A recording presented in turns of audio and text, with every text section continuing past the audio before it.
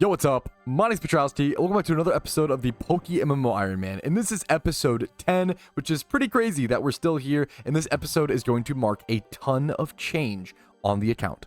And not just change on the account, but change in PokeMMO in general. There was a massive update recently that gave us an in-game encounter counter. You can see in the top right-hand corner, a 10% shiny boost for the next 30 days. As well as fully change the way that we hatch eggs within PokeMMO using egg incubators. I actually need to go unlock those right now by heading over to any daycare. For those who don't know, you can no longer hatch eggs in your party in PokeMMO. I know it seems a little weird, but there's this new item called permanent incubators, which are inside of your PC. You can throw your eggs in there and they can hatch while you go do other things in the game. If you watch my streams, you probably know a few issues I have with this item. However, I understand the intent, and it actually does encourage you to be a bit more active in your gameplay. You can get up to 8 permanent incubators. You get 1 from each daycare man in each region, 1 from defeating the Elite Four, and 1 from defeating the Ho-Oh rematch, not just the first Ho-Oh fight, and then 1 from the Red refight in Mount Silver. So how many of these do I have on the Iron Man account? I don't actually know. I'm gonna guess like 4 to 5. Let's go. I should have at least have 5 actually. I'm gonna guess 5. Yeah, I haven't done anything else. So just 5 of these on the Iron Man account. There we go. Let's go check my PC and see what this looks like. You also don't even need to check your PC to do this. You can head down here and check your little egg incubators and see what's going on over here and control sort of your whole egg situation from this little icon menu down in the bottom right hand corner of your screen. It's definitely going to take some getting used to, but I could see permanent incubators being a good addition to the game, even if I personally think there's too many of them, but that's a different video topic. Now, you do need to designate a flame body Pokemon from something in your PC over to the egg incubator. So that's kind of cool. I'm going to go ahead and just throw something over there for the time being and just kind of forget about it, I guess. Sure, it's a weird system, but it's going to be something I have to get used to if I want to play the Iron Man account because breeding is crucial. But to be fair, the Pokemon breeding system has always been kind of unintuitive and wonky. So you know what? We're used to it at this point. And that's what makes it so darn genius. But anyways, welcome back to the PokeMMO Iron Man account, the account that cannot trade nor use the GTL, but will still try to participate in endgame content with everybody else when raids come around this holiday season. So much of my gameplay right now is preparing for the long term, preparing for 3 months out for when the Halloween event finally comes to PokeMMO again and brings back the Darkrai raid and many others. Which is why I've been working so hard to hunt for the illustrious Zapdos, one of the most powerful, the most powerful legendary Pokemon in PokeMMO. A very good raid Pokemon, PvP Pokemon. It really does everything. Unfortunately, I've just been 20,000 encounters dry for it, but you know, no big deal. Does being 20,000 encounters dry equate to, I don't know, about 80 hours or so of hunting of my time, if not more? Yeah, but you know, skill difference. A large part of this episode will be back hunting Zapdos, yes. However, I'm going to go at it with a new philosophy. Last time, I let a bug enter my brain, and that bug said, you can't do anything until you get Zapdos. And I was skipping gym reruns and stopping doing daily activities and stopping doing things that I enjoyed in the game just to go for Zapdos. I thought the series needed Zapdos to succeed, and boy was I silly on that one. I'm going to get back to doing my normal stuff, catch events, gym reruns, and breeding and having fun and preparing for things and EV training and XP training and doing the things that I enjoy, but also doing Zapdos in my downtime. It is only the 12th of July as I'm recording. I still have 20 days to go for it. Worst case scenario, we just hunt for 48 hours straight on the final 2 days. Surely we'll get it then. Look how well that went for us when Articuno happened. But okay, anyways, we're just going to jump into it. Let's go over our Iron Man goals for today and see what we're working on. You might have noticed I'm kind of just stumbling around Sinnoh because we fucking completed that shit, dude. We completed the Sinnoh storyline last episode. One of my least favorite things in all of Pokemon is doing the storylines, especially the Sinnoh one. Now you might be asking, Patrouski, what goals are you going for in this episode on the Iron Man account? I don't know, bro. I was just gonna fucking wing it. Now, but in all seriousness, I do want to focus on getting more raid Pokemon. That 2 or 3 month window is kind of coming to a close faster than you would expect, and I do want to keep going for Zapdos, obviously. So that's one main goal to go for, and then at least a few other over here. And I do want to go grab that light ball from Frisk thieving some Pikachus really quickly to get my utility Pikachu fully complete and off the ground. That will help me EV train, XP train, and train other Pokemon a lot more efficiently in the future.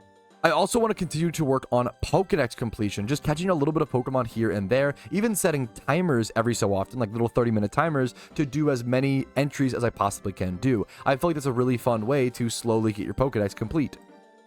I also will probably be achieving, no, definitely achieving 500 hours played in this episode, which that feels pretty fucking cool. And by the way, we're starting this episode at 476 hours played, 7,000 BP, about 1.8 million Pokeyen, and 250 encounters on our new official encounter counter. Alright, but I don't know about you guys, that giant notepad document is getting really confusing with all the different goals and text on it, so why not simplify it? Here are the goals that I will be focusing on mostly in this episode. Some things may happen passively, but this is most of it. Hunt Zapdos and Entei, build raid Pokemon, research for the Ho-Oh refight. I'll get back to that in a second. Pokedex progress passively, shiny hunt, and get a light ball. Researching for the Ho-Oh raid fight and really pursuing that, I think is going to be my next big endgame goal. I think having one giant goal to really focus on, I like being scattered and doing a little bit here and there, but having one big goal, aside from the 3-month-long goal of preparing for raids, like it's just too far out. I'd like to have something right now aside from just preparing for that, if that makes sense. And the Ho-Oh refight is perfect. It would give me legendary lures, which would help me better hunt these legendaries that have been such a bane of my existence during this series, as well as now, after the recent update, give me another incubator, which will be relevant down the road when I want to go for a rare shiny hunt. So I think this is a perfect place to start, and right now, I'm going to go ahead and just do a little bit of Zapdos hunting with my downtime and relax. I'll see you guys with, hopefully, a big bird clip. Or, first things first, we'll have ourselves an Alpha Pikachu encounter. This is honestly a really nice encounter just because it lets us get a Fairy Field Egg Group breeder. The fact that Pikachu is in the Fairy Egg Group is really nice. It's pretty difficult a lot of times to mass farm Fairy Egg Group Pokemon, which does house a lot of really powerful Pokemon like Chansey or Blissey, or even things like Shroomish and Breloom. Oh, also one of the big new updates is that now Pokemon actually visually close their eyes and are very sleepy when in the battles when they're put to sleep. Clearly the most important update in PokeMMO in the last 10 years. I mean, this is dangerously adorable. Alright, well the Pikachu did go indignant, so let's see if in typical Iron Man fashion we could catch it on the very last timer ball. I'm hoping we do, because if this thing outspeeds me, it's going to be a... Come on. God, dude, how do I explain this? It happens every time. Oh, man. Oh, no way! And we get our light ball randomly on the Alpha Pikachu. Are you kidding? I don't know what the... I want to say it's got to be like 5 or 10% chance. I could be wrong. Wow. That's poetic, man. Beautiful. What? Okay, this is going to be a good episode, fellas.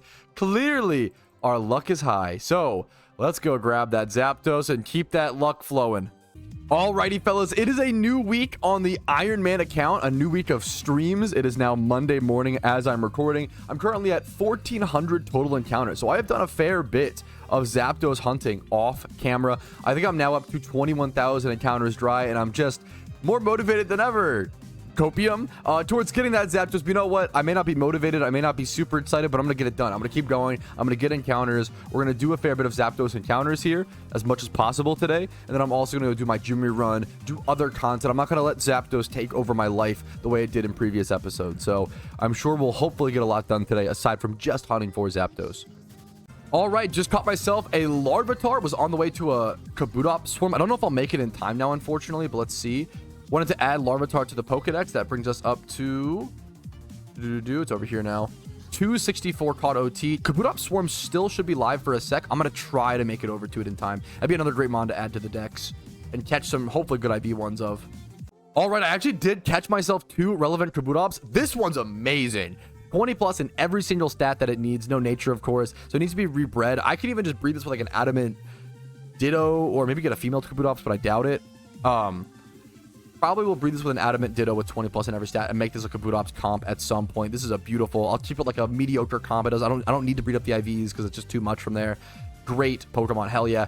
Adamant Kabutops as well, so I can get the nature over on some sort of breed or use this as a breeder. Those are both very relevant catches. Now on to... Apparently there's an Alpha Seadra Swarm, so we're going to head over to that. Something they did recently that was a cool update was they made swarms last longer. I liked this buff. Making swarms last longer, I think, is a really good buff. They were so fast that it was just so easy to miss out on swarms. And I think from what I've heard, they buffed them from like 20 minutes to 30 minutes from just word of mouth. What I've heard, I don't know if it's true, but it's what I've heard. Which is, in my opinion, is a really cool buff to see. Honestly, it's a really nice. It makes sense.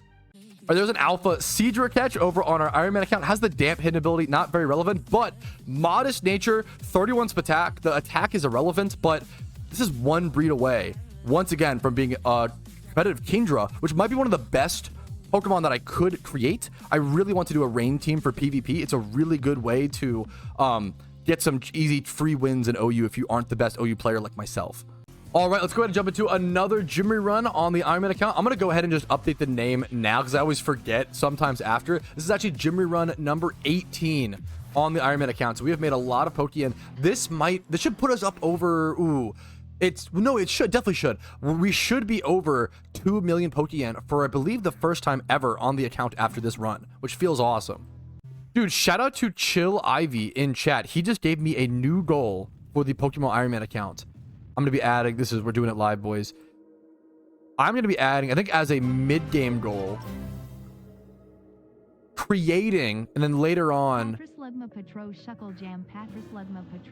create and slightly work on secret base.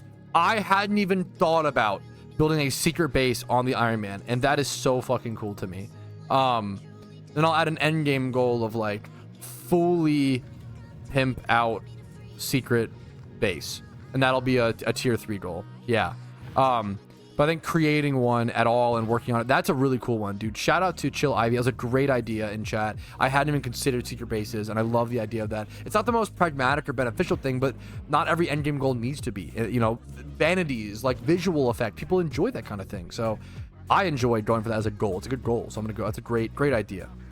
All right, that is the gym rerun done with. Up to 2 million Pokeyen for the first time on the account. I'm going to head over. I'm excited to do it, so let's take advantage of it. We're going to go Zapdos hunt over in Kanto. I'm 21,000 encounters deep. Hopefully we see something good today. Let's just give it a shot. Also, in that one gym run, our Primeape did go from level 50 to 66. We do need to get this Primeape up to, I think, at least level 80, maybe even level 100 for the Darkrai raid. It is one of the higher level raidmon, so we need to get a lot of XP. A lot of our raidmons still need a lot of, like, all these Scrafties probably need to be level 80 or so. Not because you only need 50 for PvP, but for a lot of raids, you need like 80 or 70 or something like that. So we'll have to EV train or XP train a lot of these guys higher. Charizard, I'm fine with leaving at 79 for the moment because I can always XP candy it up to 80 or fix that later on. If someone's level 50, like my Heracross, right? If this is level 50 and I need it to be level 80 for a raid and I don't think about that and last minute, it's hard to XP candy that or train that last minute, you know? All right, now off stream Monday, hunting for Zapdos continues. I'm hoping not to hunt for him too much off camera or off stream rather, but I am hoping to maybe take a break a little bit and do some Pokedex progress. I feel like that'd be a good way to shake things up, but I'm starting at around 2,000 encounters. Maybe I'll end up with like 2,300, but I want to get better about not spending, particularly on a Zapdos hunt. It's just making me go a little crazy. Too much of my lifetime on these hunts after stream. I think doing them on stream is kind of the perfect metric. Doing them more fun, engaging stuff like the Pokedex entries and stuff off stream sounds like a blast though, and a great way to be engaged. All right, only did about 20 or 30 encounters for Zapdos off stream before losing my mind. And you know what? I think a Pokedex break is well needed, well deserved. It would be good, like diverse progress for the account. So I have a special treat here actually. Look at my Pokedex. I'm at 266 caught OT. I have 4 different Pokemon that I can actually all evolve by stone evolutions, getting different evolutions in my Pokedex all at once. So I can get 4 Evos really quickly here. Clefairy into Clefable, Jigglypuff into Wigglytuff, Pikachu into Raichu, and Gloom into Vileplume, bringing me up to 270 in my Pokedex in a matter of a minute or so. So boom, there is our Clefable. Here is our Jigglypuff, or our Wigglytuff rather. There we go. Here's our Raichu. And that Alpha Pikachu was the Pikachu that was holding the Light Ball, which we actually desperately needed to give to our utility Pikachu. So now we have the proper damage boost. For those who don't know, Light Ball is super insanely good on Pikachu. It doubles its attack and attack, which is literally 50% more than Choice Band or Specs, which is just crazy. This will now allow me to EV train and XP train a lot more efficiently in the future, which is awesome. And then next up, finally, we do have our Gloom. Most of the, do I not have a Grass Stone? Is it Grass Stone, Leaf Stone? I would have assumed it was Leaf. A lot of these can be bought over at shopping malls. Yeah, I literally don't have a Leaf Stone. Let's go buy some really quick. Let's stock up. Yes, over in Unova, you can go buy all the Evo Stones up at the top, like left-hand corner of the shopping mall. I will say Moonstones, I don't think you can buy. You do kind of have to farm those. So if I ever need a lot of Moonstones in the future, that might be a little bit of a problem, but we should be okay. I'm gonna go ahead and just stock up on these. Like, I want plenty, honestly, of Evo Stones. I know I'm spending under my beautiful 2 mil now, no, but I think it's worth it. Having plenty of Evo Stones in the future. They will get used eventually, and if they don't, it's totally fine. I can always sell them back to a shop for like 500. It's not that much, honestly, but I'd rather have them than not, and have to not worry about coming back here to get more. All right, but here's our Leaf Stone evolution on our Gloom, giving us Vileplume. This will bring us up to 270 on the Pokedex here in a quick sec. Beautiful. There we go. That's 4 Pokedex entries done in a few minutes. I'm not in a rush to do Ivysaur and Venusaur. I think I'm going to just breed up a good Bulbasaur in the future and do that. But for now, I'm going to head over to Dugtrio. It's a common spawn over at Route 228 in Sinnoh. I'm going to try to head there and see if I can do that. But if it's too difficult, I could just head back to Kanto and do the Diglett Cave one. But it's a bit rarer of a spawn. I do need to get more catching mons in my party as well. Yeah, Route 228 is going to be over in this weird area, and I am not going to have this unlocked, nor do I even remember how to like take a boat up here, I assume. It's been a very long time. We'll unlock these areas in the future in Sinnoh, but I don't know if today's the day. The more encounters I can do in Kanto, the better, because it's going to allow me to actually have a chance for that wild Zapdos encounter, very rarely, but while filling out my Pokedex, which feels pretty nice. The fact that I can go for these lore mons, actually, like Noctowl and stuff. Noctowl a lot at nighttime in Kanto, which is cool. Not a Gen 1 Pokemon, obviously, but kind of cool to see that. I might just head over, actually, instead of Dugtrio, I might ditch Dugtrio, go Route 4 Kanto, and lure there for an Igglybuff. Isn't that, yeah, over here? Let's do that. I'm done for a pretty chill evening of Pokedex entries. There's some that are just going to take a little bit. You got to kind of buckle down for them. And these can all sadly be released. They don't have any stats and just aren't worth keeping, unfortunately, so it's kind of wasting them, but it's needed for the Pokedex, man. You got to complete that Pokedex. I am running extremely low on expert lures. I've been popping them to hunt for Zapdos, and I did not realize how low I was getting. So I might need to actually get more before I even finish this Igglybuff grind. Honestly, I just feel like this would be like the most poetic, perfect way to get Zapdos. Actively, engagingly playing the game, trying to complete my Pokedex, you know, popping my lures, doing a few encounters here. I'm at Route 3. Oh, what a noob mistake. Do not do that. I looked at the map. And I saw the Charm and I realized, oh my, do I have to be, I see what it is. Route 4 Igglybuff. It's not inside the cave. Let's double check. I think it might be on the left side of Cerulean then. What a noob mistake. Well, to be fair, it does say rare spawn Route 3 Kanto. No, this is Jiggly. Oh my god, it's Igglybuff. Route 4 Kanto Lore Grass. I bet you that this is the spot. Yup. Over to the left of Cerulean City. Oh, really bonehead mistake on my end. I should remember that. I knew that was Charmander and stuff, but I just assumed that they were different spots. This is where it's at. Igglybuff is over at this weird little niche thing to factor in. So there we go. Beautiful. On the right track now. Thankfully, I caught it super early within the first like 5 encounters or so. That could have gone a lot worse, and I could have just been distracted and not realized. I'm glad I checked that. Always check the top left-hand corner of your screen to make sure you're in the right location for a Pokedex entry or a Pokemon you're looking for. All right, there we go. Not too shabby at all. About 5 minutes of encounters. Did not take too long. Should have been leading with my catch umbrella, but that's okay. I'm probably just going to Spore this bug. I quick balled it. I'm not sure if it's worth to False Swipe. I'll check the Pokedex to see it. Do I even have the move pool without the Pokedex? If you don't know the move pool, this thing could have takedown. It could have double edge. I'm not sure. So I'm probably just going to go ahead and like Ultra Ball this, and it should be caught. Beautiful. There it is. 271. Pokemon in my now caught OT. I do need to go buy more expert lures ASAP. That was quite literally, ooh, 1/1 defense, we'll take it. That was quite literally my very last expert lore. So I'm literally out now. Let's go buy about 100 or 200 more. 200 would be pretty expensive. But dude, oh man, they should be pretty cheap hourly, but I've just been going through them on the Zapdos hunt. You use expert lures constantly in PokeMMO, 300k. Where does the Pokeyen go on the Iron Man account? To stuff like that, dude. Whew, it's a big chunk, but worth it. Next up, just a nice and easy one. Over at Route 18 in Kanto, I can get myself a Dodrio, so let's go grab it. Or I could take a quick sec to go over to this Chatot Swarm over at Treasure Beach. That's the perfect kind of swarm just to grab really quickly. Sinnoh does have some decent spawns, I feel like, for Chatot, but it shouldn't take longer than a second. I'm going to pop a Repel here. Treasure Beach is really close to a fly location NPC as well, so just run down here, boom, bam. There's the Chatot location. Chatot a really underrated shiny that I recommend looking into the shunt for if you're interested. Level 58. There's been a lot of high-level swarms, a lot of new swarms. I wonder, I don't think this is a new swarm, but I could be mistaken. I'm just shocked at how high level a lot of these newer swarms have been recently. Speaking of higher levels, I just got fucking one-shot by this Chatot, my level 96 Breloom. Holy, dude, fair enough. My Breloom is 4 times weak to flying, as are my Parasects. I get it, but wow. And it outspeeds my Parasect. This guy's kind of fucking me up, dude. I do love the new sleep animation of his little eyes being closed. It's really freaking cute. It's crazy how quickly Timer Ball outspeeds Ultra Ball as being beneficial, even in these Pokedex catches. Usually Ultra Ball is like one of the best Pokeballs you can use when doing your Pokedex. If you're in a cave, you should use Dusk Balls, or if it's a water type, Net Balls. There are other things, but on a mon like Chatot, it's really just Ultra Ball / Timer Balls once they become, really weird. Nothing crazy in terms of stats.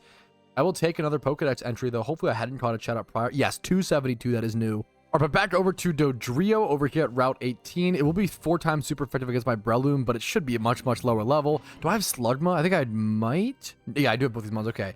Good little spot to double check for. A lot of people don't ever do encounters over here in the storyline. It's a really, really easy little spot to miss. All right, there it is. Not too shabby. It took me about 1 or 2 minutes of single encountering here. This thing's definitely going to have like high jump kick or something. I do think it's an uncommon encounter. I think it actually is worth to go ahead spore this. It also might have early bird. Ooh, I think it's worth to just go ahead and false swipe this. If it goes for double edge or takedown and kills itself, I'll just re-encounter it. Like, yeah, there's the early bird proc as well. Thankfully, we get a try attack. I'll take that all day. Please don't. Actually, I'm already poisoned, so I can't be status, which is beautiful. Okay, we should be in a good spot then here. We should be able to catch this, I believe. All right, there is Dodrio caught. Beautiful. It is male. It's Pokedex entry up to 273. So from 266 to 273 in a decently short amount of time. There it is. It'll probably get released here in a quick sec. All right, I have 2 more ones I want to do. Let's go over to Memorial Pillar. I actually used to head to this location all the time. This is a spot where I've spent some of my most amount of time in all of PokeMMO hunting at. I used to come here all the time way back in the day when back in like 2013, 2015, I really wanted a shiny Hoppip. It was one of my favorite Pokemon, one of my favorite shinies that was actually like accessible to get versus like Shuckle was too rare, Stunfisk wasn't in the game yet, Rampardos wasn't in the game yet, things like that. So it was one of the more accessible shinies I could hunt for that I also loved as a Pokemon. It's over in the southeast section of Island 5, I believe. Yeah, 5 Island.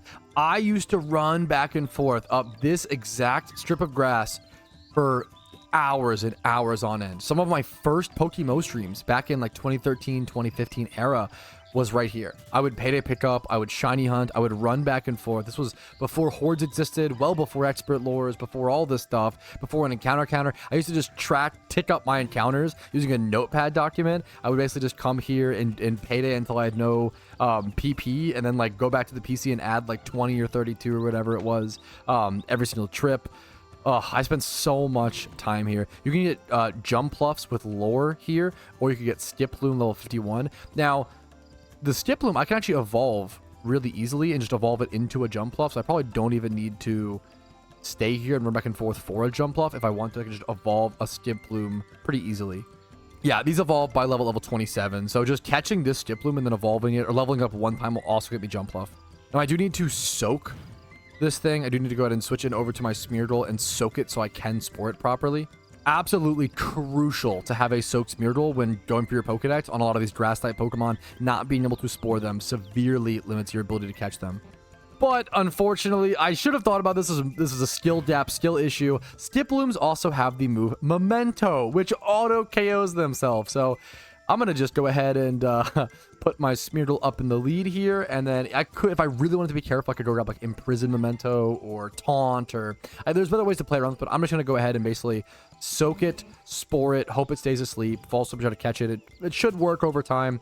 It should be faster than trying to go get a very specific Taunt or whatever Pokemon for it. There's no really, quick encounters.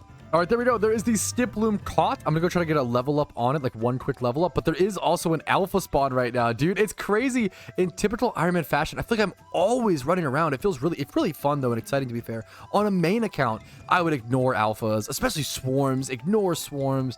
Didn't care about them. Dude, on the Iron Man, I'm like, okay, what swarms active? What alphas? I'm like sprinting around all regions almost at all times. This is a Sinnoh alpha swarm as well, so I'm able to like get that benefit from just recently completing the Sinnoh region. Like, it's there's a lot of running around. It's kind of exhausting, and it makes it harder to stick to your like long-term goals you're working on, similar to my Zapdos hunt. I definitely get distracted from it a lot more, but it also breaks up monotony a lot more. And as you can see, people are utilizing the new swords extremely well. He just ran off, but he had a really cool outfit with his shiny Gallade, in my opinion. Ooh, speaking of adding to the Pokedex, we got ourselves a wild Bibarel encounter over in Sinnoh. Ignore the fact that he is a capybara in a little bathtub, I guess. I'm going to go ahead and quick ball this guy, and it should be a pretty easy catch, hopefully. Perfect. There we go. An unintended Pokedex entry. I'm sure there's a ton of... I want to try to complete Kanto first, but I bet there is a absolute ton of like Sinnoh and Univamons I haven't even seen yet. Pretty toxic TM as well. Hell yeah. All right, somewhere along the way, I got distracted on the way to the Alpha Lickilicky, and now I'm just grabbing Pokeballs all over the place. There are a lot of them in Sinnoh that I just blatantly skipped because I just didn't want to spend my time on it that day. I need to get storyline runs as quick, as done with as quick as possible when I'm doing them. Fire Fang, a decently relevant, somewhat relevant TM. All right, but here is the Alpha Lickilicky and another Pokeball down here, hilariously. I probably need Ralts, don't I? Yeah, I was about to say, I'm pretty sure I need Ralts in my Pokedex. A good Quick Ball should probably do here. Hell yeah, dude, a Quick Ball is all we needed. There's Ralts added to the Pokedex as well. We started this little grind at 266. Very shitty Ralts, but that's okay. Doesn't need to be good for the Pokedex. Here is our Lickilicky encounter. I think I've already caught one of these, so not a Pokedex entry, but a good egg group. I believe it's in the monster egg group. Good egg group for Alpha. Good male breeder. All right, there it is. Beautiful catch, not too shabby. Turn 16, so it was a bit of a fight, but nothing crazy. Just a few timer balls. Dude, those timer balls have been such a return on investment. I literally use timer balls. I think it's my most used Pokeball on the Ironman account. Like, that and Nest Balls. Nest Balls and timer balls have just been beautiful. It's been really cool to explore the different metagames of catching on the Iron. All right, but now we did get our Pokedex entry up to 276 from 266, so 10 different entries. I need to go be a good son-in-law and go help my mother-in-law with some technology. So I'll see you guys in a few hours, maybe tomorrow morning. All right, I am back for some more Pokedex progress. We're at 276 caught OT at the start of this little session. I'm going to go just get Dugtrio because his three little heads just keep staring at me, and I can't get him out of mine. So we're going to go to Diglett Cave and go for the rare spawn. Diglett Cave is also just super nostalgic to me. I actually spent a lot of hours here once catching 1,000 Diglets. There's a really old video on my channel called Loot from 1,000 Diglets, just testing how much profit you could make from these things, and it was pretty good. It was pretty solid back then. It was during the prime era of catching Diglets for profit, and I just realized these all have arena trap. I'm gonna have to kill them. I forgot about the wild horde spawn. I'll just leave with Dragonite and surf everything down, and I should be fine. But not only that, this used to also be one of the better speed EV training spots in PokeMMO. Now, that was way back in the day before hordes, when you would just single encounter to EV train. So you would just run back and forth and kill one Pokemon over and over and over again. And it was really important to look for spots that had like similar Pokemon, like Diglets only or Ghastlies at Lavender Tower, for example. So you could just kind of AFK, turn your brain off, and do some EV training. It was extremely, excruciatingly slow. I'm talking like 12 to 16 hours for a group of 5 Pokemon. It was tremendously slow, but you would sit here, you would run back and forth, and you would speed EV train. This was back in like 2013, 2015 era PokeMMO for reference. The point is that I've spent a lot of time in this cave before, so it's kind of nostalgic and comfy for me. Okay, I'm not joking. I've been running back and forth here for, I feel like, about at least 15 minutes, maybe 20 minutes. Look how slow the spawns are. I take so many steps before getting a spawn. I don't feel like I'm close at all to this Dugtrio. I think I'm just at a piece. I think I'm just in the run back and forth mood. So I think I'm going to head over to Pattern Bush and give myself a shot at Zapdos, do a little bit more Zapdos encounters, up to 2,118 or so, 17 or so encounters since last shiny. At this point, I should be around... I'm still saying around 21,000, but might be pushing 22k for Zapdos. The numbers are a little tough since now like I'm inside of a cave. Like these encounters don't count for Zapdos, obviously. So there's definitely a little bit of guesstimation work involved. Alrighty, good morning. It is Tuesday morning. This is going to give us 2,500 total encounters since our last shiny. Well, that plus the 9,400 we don't have on the encounter counter. So it's actually 11,000 encounters since our last shiny. And then that should be at least 22k dry on Zapdos. So I am officially 22,000 encounters dry on Zapdos. But we are in a new day with new things. We have a Miltank catch event coming up in about 3 hours from now. So we're preparing for that when it comes to stream after doing my Jimmy run. And then I also have a timer in the bottom left-hand corner of my screen you might have noticed. So I'm bringing it back, fellas. I'm going to go ahead and do the catch as many Pokemon, fill out your Pokedex as much as possible in 30 minutes challenge. I really like this. It's a really good way. It's kind of like setting a 30-minute timer to clean around your house or do the dishes or do chores. Like, it's a nice little fun gamified way to get stuff done. And sometimes you got to do that in PokeMMO. So I'm going to go ahead and start the timer now. Boom, there's 30 minutes ticking down. I'm going to go catch this Poliwhirl over at Cape Brink. I believe that's over at Island 2. If I'm not mistaken, Cape. Yep. So we're gonna go Super Rod. I need to make sure I have my catching Pokemon. I do have my Breloom and my Smeargle, thankfully. We're gonna go try to Super Rod for this Poliwhirl, okay? And then the goal is we can just Water Stone the Poliwhirl. We bought all those evolution stones recently. We can there we go, perfect. Very common encounter. We can Water Stone him, evolve him into Poliwrath, and then boom, that is 2 entries. We are starting at 276 in our Pokedex at the start of this. I wonder if I could quick ball this actually. Can we get this with a little dirty quick ball? Beautiful with the dirty quick ball. Perfect, perfect, perfect. Even faster. I do need to go clear out a little bit of my inventory space so I can go like grab this from the PC. This is actually perfect. I can just go plop my Garchomp inside the PC, grab this out, evolve it, and then release it all in 1 second. I'm saying boom. Where's the Poliwhirl at? A little bit slower than intended, but boom. Also, boom, look at my 2x31 box. It's almost full. We need to do some breeding very badly, so we will do that in a sec. Maybe even later today. We'll have to see. Waterstone, let's use the untradeable one. Not that it really matters, but boom. And boom, there we go. Poliwrath, that should be 2 Pokedex. Yes, entries, beautiful. 276 to 278, just like that. Fun fact, if your Mons want to learn a bunch of moves like this, you can actually log out in back in and it will cancel all of those move learns when evolving a certain Pokemon. I learned that during my Shedinja Shiny Hunt. And now we can actually just release this guy and go ahead and continue on with our day. I'm going to go ahead and head over to, I know there's one Pokemon that I really want / need over at Cinnabar Island. Since we're here in Kanto, I can go fish myself a Shelder. I also just love Shelder as a Pokemon. Shelder, very cool visual, very cool shiny. One of the few like orange shinies in PokeMMO. I believe it's a Super Rod, but we could actually double check. Let's make sure we're pushing through the encounters. Horsey and Slowpoke. Don't think we need either of those. Good Rod is uncommon. Super Rod's also uncommon. I should be able to... Ooh, or we could go Super Rod at 5 Island. I just came here because I knew that it was here. Let's actually go over to 5 Island. You know what? I lied. Let's move locations. All right, I've been fishing here for a few minutes and nothing so far, unfortunately. It should be a decently, I believe, common encounter here. 5 Island common Super Rod. Nothing yet. Should be this location. It says 5 Island at the top left. I shouldn't be at the wrong spot, but I'm not finding anything. Oh, there it is. Okay, took me a quick sec, but there we go. Beautiful. I don't think this thing's gonna have like takedown or any self-damaging move. I'm gonna go ahead and false swipes for this thing. And then I think my next bet, this one's gonna hurt. I think my next bet is to go to Cerulean Cave, which is kind of a scary location. There's a lot of very high-level Pokemon there. I'm gonna have to make sure I bring my A game, bring my best catching Pokemon. A lot of extremely high-level Pokemon, scary stuff, but I just need a lot of Pokemon over there. One of the biggest ones is Alakazam. This really scary thing, this could be a whole day at some point, or at least a very, very long time. The scariest thing with Alakazam is that Alakazam is a lure over at that location, okay? The problem is, in caves, Pokemon can be lures at different levels of the cave. I have no idea what level of Cerulean Cave, what floor I need to be luring for Alakazam, right? That to me is terrifying because it's gonna be a really scary situation. I actually am gonna go grab my damp Parasect because you have a chance here for electrodes with self-destruct. So you could get a shiny electrode here, which could be a really big problem. I'm gonna head over to Cerulean Cave. If you don't know, it's northwest of Cerulean City, over here, obviously. I actually never went to Cerulean Cave as a kid, fun fact, because I didn't know how to do these Sevi Islands, and I didn't know that you needed to do these Sevi Islands to unlock the cave. I had no idea how to unlock the cave. This was well before, internet guides and stuff like that. So, little Boomer Trowski lore. All right, now we are inside the cave. I don't know if I've been in here at all. I might have actually gone to an Alpha Ditto here once.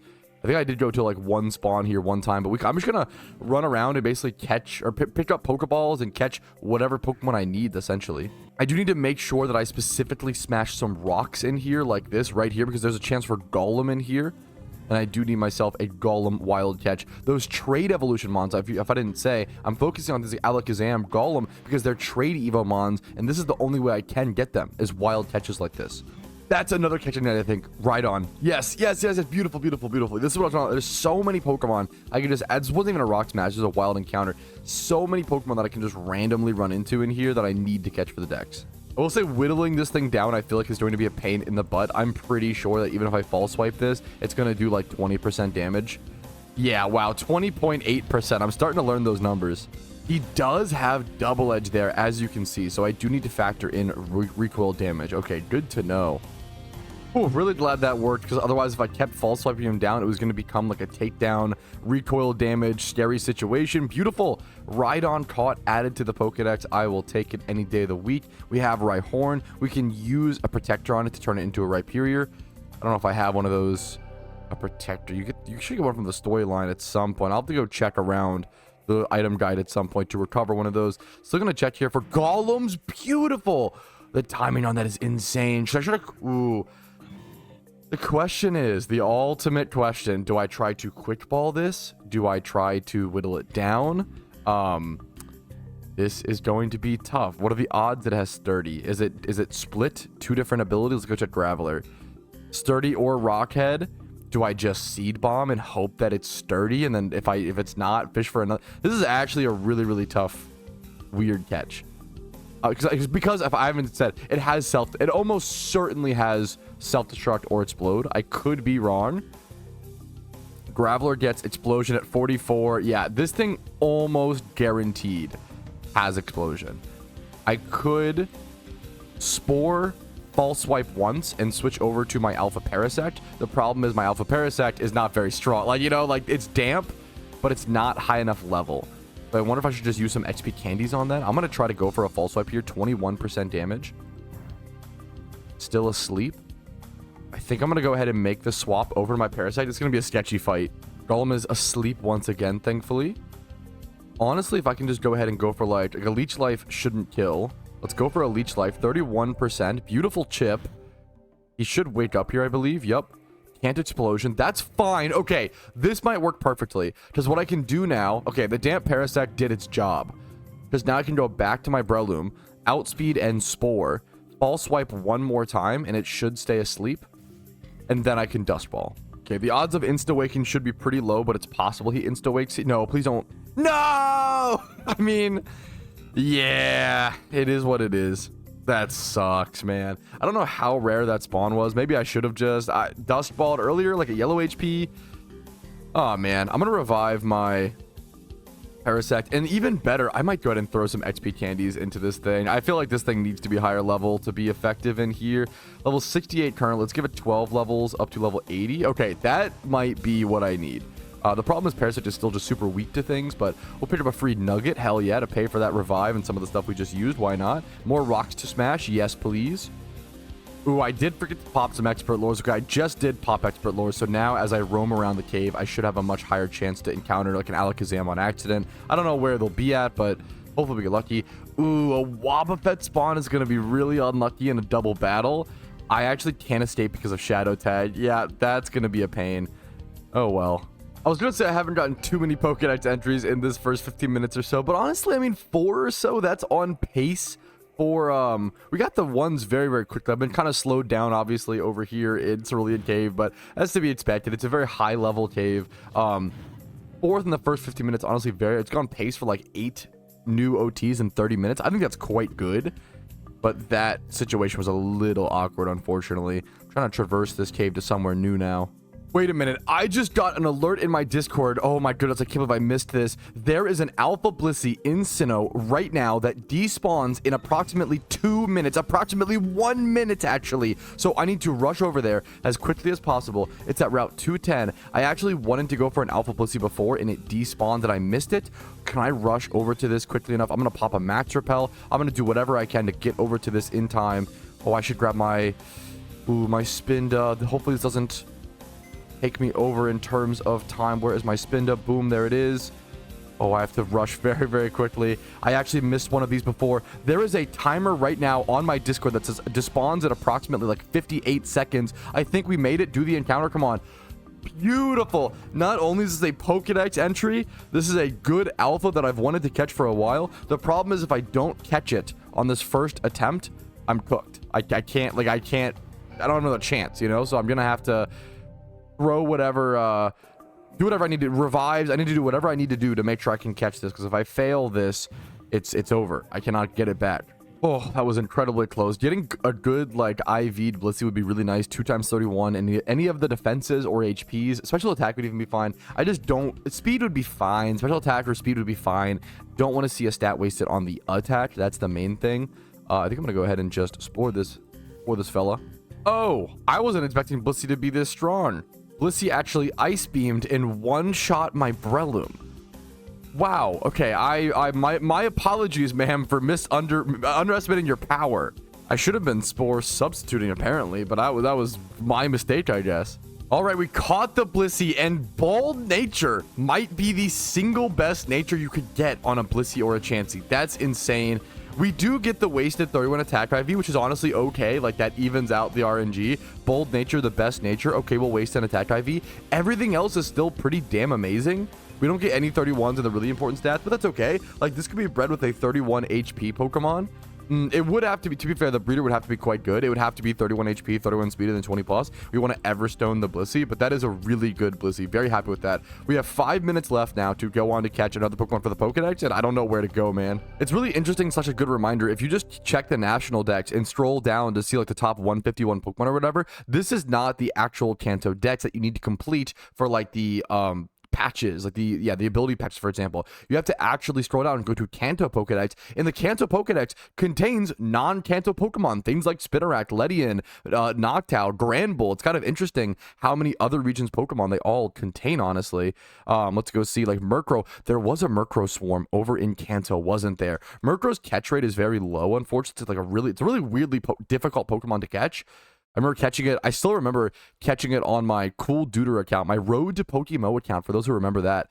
There was a Murkrow catch that was so difficult over at this exact spot that I remember it to this day. I'm going to heal up and go grab one of these. I need a Honchkrow as well, so this should be good. I also think I need a good IV Honchkrow to eventually learn the... I don't know if it's Red Refight or both the Ho-Oh Refight. I'm not sure. But one of the big, like, PVM Refight strategies... I should have led with my Breloom. Oopsie whoopsie. But I do need a good IV Murkrow or Honchkrow, so I need like a 31 attack, 31 speed one at some point. I'm really lucky I have timer balls for this catch. The last time I did this catch, I had like only great or ultra balls on an early game storyline account, and it was an absolute nightmare. So there's a turn 6 Murkrow catch. I'm gonna probably and the Dust Stone on it. I don't know if I have extra Dust Stones, so just having more of those is nice. That does add Honchkrow over to our Pokedex, bring us up to 282. I'll take it, man. 6 or so, what is that? Yeah, 6 Pokedex entries within 30 minutes. I know it's... I think completing the Pokedex is just going to take way longer than I expected. I did not expect this grind to be as intense as it is on the Ironman so far, but that's the beauty of the discovery of the Ironman, is just learning how difficult everything truly is. I'm going to catch the rest of these. I'm going to go ahead and just stop the timer. That's the 30 minutes, essentially. I'm going to just catch the rest of these Murkrows, hope for some good IVs, and then get ready to stream, go live, and hopefully catch or do a Jimmy run and prep for the upcoming Miltank event. There's our second Murkrow caught. This one was a lot more difficult because it actually didn't have access. It had Insomnia, which is the scary ability to watch out for, but it had a 31 attack to make up for it. Beautiful. I don't think you need like defenses on a Honchkrow as well, because Honchkrow is so frail. You just need good attack and speed. So 31 attack is like half the Pokemon done with. Now I just need a 31 speed breeder for it, which I might already have. You know what? I know this thing's catch rate is low. I'm going to go ahead and try to quick ball it. I don't think this will work. I probably should have calculated on Pokemon Hub before throwing the quick ball, but you know what? Sometimes you got to risk it. For reference, Murkrow's catch rate is so brutal. That is a 19.6% catch rate on a quick ball on turn 1. That is very low for most Pokemon. Asleep and at 1 HP, like I have my current Murkrow in this fight, it is only a 47% chance to catch with an Ultra Ball. That's also very rare. It's not normal on a lot of Pokemon. But like a, like a somewhat, you wouldn't think of Murkrow as this super rare, like hard to catch Mon, but I don't know, man. For some reason it is. We won the Quinn Flip though. Beautiful. We hit that 53%. Another Dust Stone. Wow. IVs? Are you kidding? This will be a fantastic breeder. I mean, it's nothing. Wow, this could be a great Murkrow breeder with Prankster, but this one doesn't have Prankster, unfortunately. That's the only problem. I will have to get a hidden ability access. Getting a hidden ability access Murkrow in the future will be crucial. Probably one of the most important alphas that I have left to catch is going to end up being an alpha Honchkrow. Thankfully, 3 out of 4 of my Murkrows also didn't have Insomnia, so I got very lucky on the ability rolls. All right, and there's the fourth Murkrow caught. Very good morning. Very happy with all these catches, all these Pokedex entries. This one's even adamant. Oh, that's beautiful. I wonder if I could go breed myself a good IV Murkrow now. That becomes the next question. Let's head over to the daycare and see really quick. But I have to go live very soon, so I am on a bit of a time crunch, running out of time. I can release one of these Murkrows. I can go ahead and get rid of that, but I did go ahead and keep the other 3 because this one had Adamant Nature, this one had 20 plus and a bunch of stats. This one had that 31. So what we need to do is, this is a female flying egg group. Okay, female flying egg group. What I would need to like fully complete it in one breed, which I almost for sure don't have, is a 2 times flying male with Adamant, and then I could like Everstone the nature and stuff. Let's see, what is this? Yeah, but this Altaria is mild, and it's 3 times. I don't want to waste, all those stats if possible. If this was Adamant, I honestly might have used it, but we don't have that. Do we have 31 speed at least on a flying egg group model? Let's see. This is 2 times 31. 1 time we have a Ditto with 31 speed. This is, dude, look, I have so many breeders in my. This is the mind-blowing thing to me. So many breeders in my boxes. I don't have a single 1 times 31 speed flying egg group mon aside from like a 2 times. Like that's, dude, it's pretty crazy. It is shocking to me, man, how it's just impossible. That's why I need to be catching Dittos. Like I need to be on the Ditto train. Yeah, Ditto farming is going to begin very, very soon. I think maybe even today we'll do a fair bit of it. The problem is okay.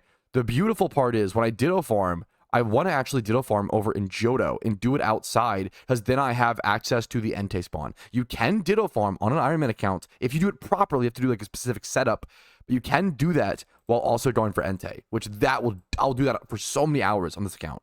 But since I'm currently not close to being able to be done that breed, I'm just going to move on. I'm going to go start my stream. I will see you guys live here in a quick sec, I'm sure. We're going to go start our gym run into our typical stream recap. If you want to watch me stream the progress of this account live, Monday through Thursday, I always stream at around 12 p.m. ET, sometimes on the weekends, but I'm trying to cut back on that and actually give myself a life on top of playing the game that I love very, very much. So we're going to move over to Unova, head over here.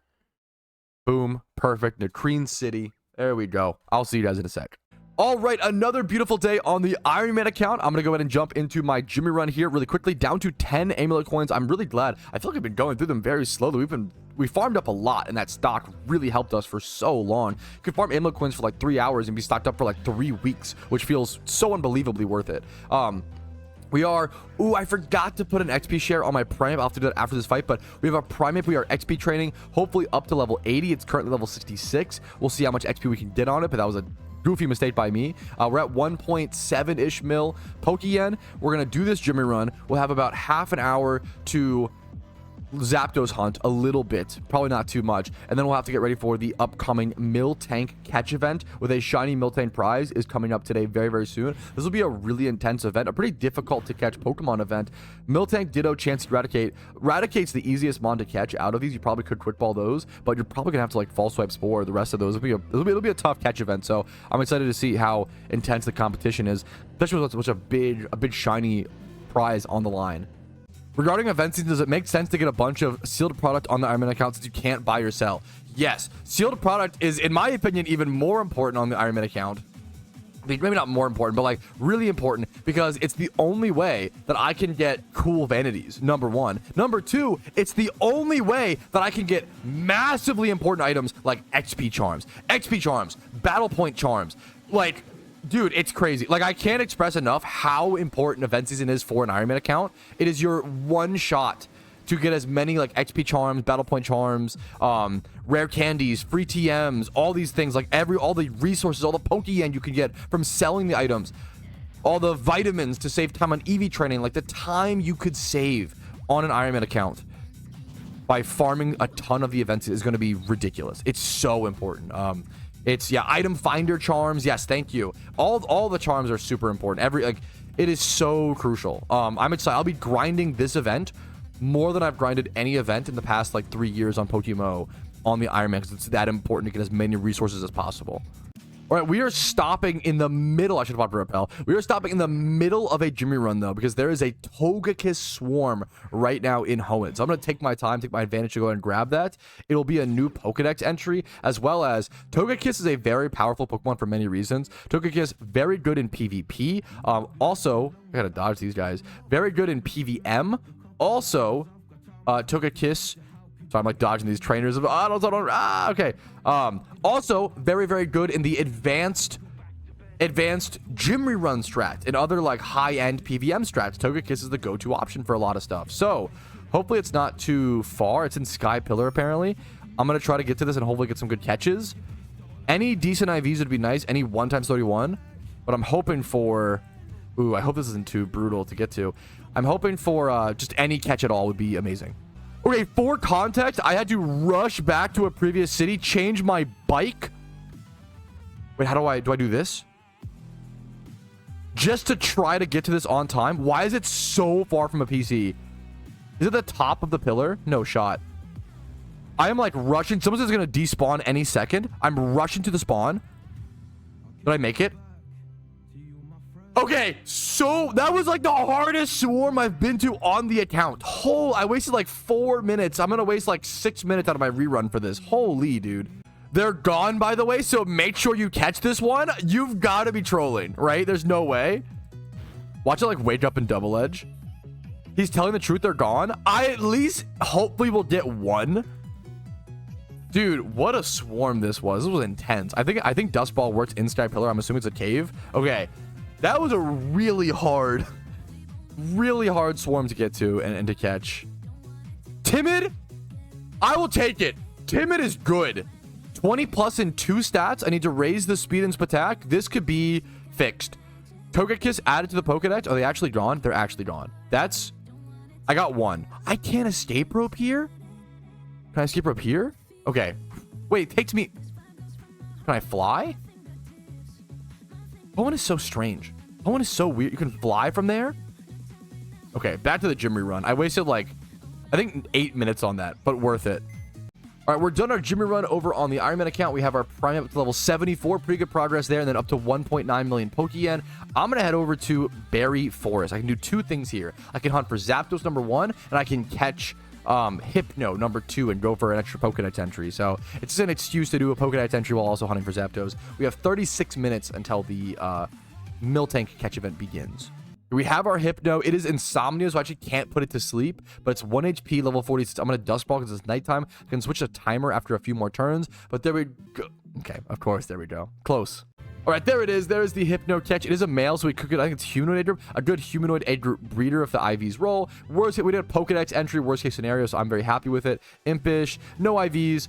Pokedex entry done, up to 284. I'm excited to reach 300 at some point. The Pokedex has definitely taken a lot longer than I've expected. It's just a much more slow-moving process on the Iron Man than I anticipated.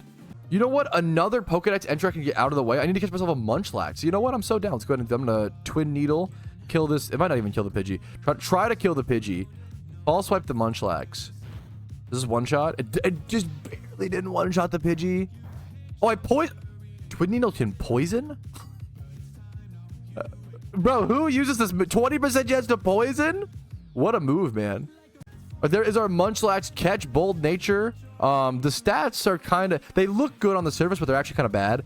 Bold is terrible, and then the third one's attack is irrelevant. So they look good. The 20 pluses are fine, but the speed's also kind of irrelevant. So it's really just the HP and the speed F. It looks better than what it is. Happy to get it in the Pokedex, though. It has Metronome. I can finally do Metronome Monday on the Iron Man, guys. True. I'm just joking. I would involve trading, so I'm not actually doing that, but it'd be funny. Funny idea. All right, there's a catch event that begins in 3 minutes. I'm starving, so I'm gonna go grab a snack as quick as I possibly can, rush back, and hopefully see you guys with my first catch very soon. Okay, we do have a knockdown encounter. Okay, knockdown is not for the event, but I actually really need it for the Pokedex. The event did start. I'm gonna go ahead and just waste some time, try to quick ball this and get this for the Pokedex. We are in Pokedex entry mode, so we'll try to get this. It should be a catch. Beautiful, perfect. You'd love to see it. I think this is going to be a pretty chill catch event, just fall swipe spore. We're not nest balling this, you know, etc., etc.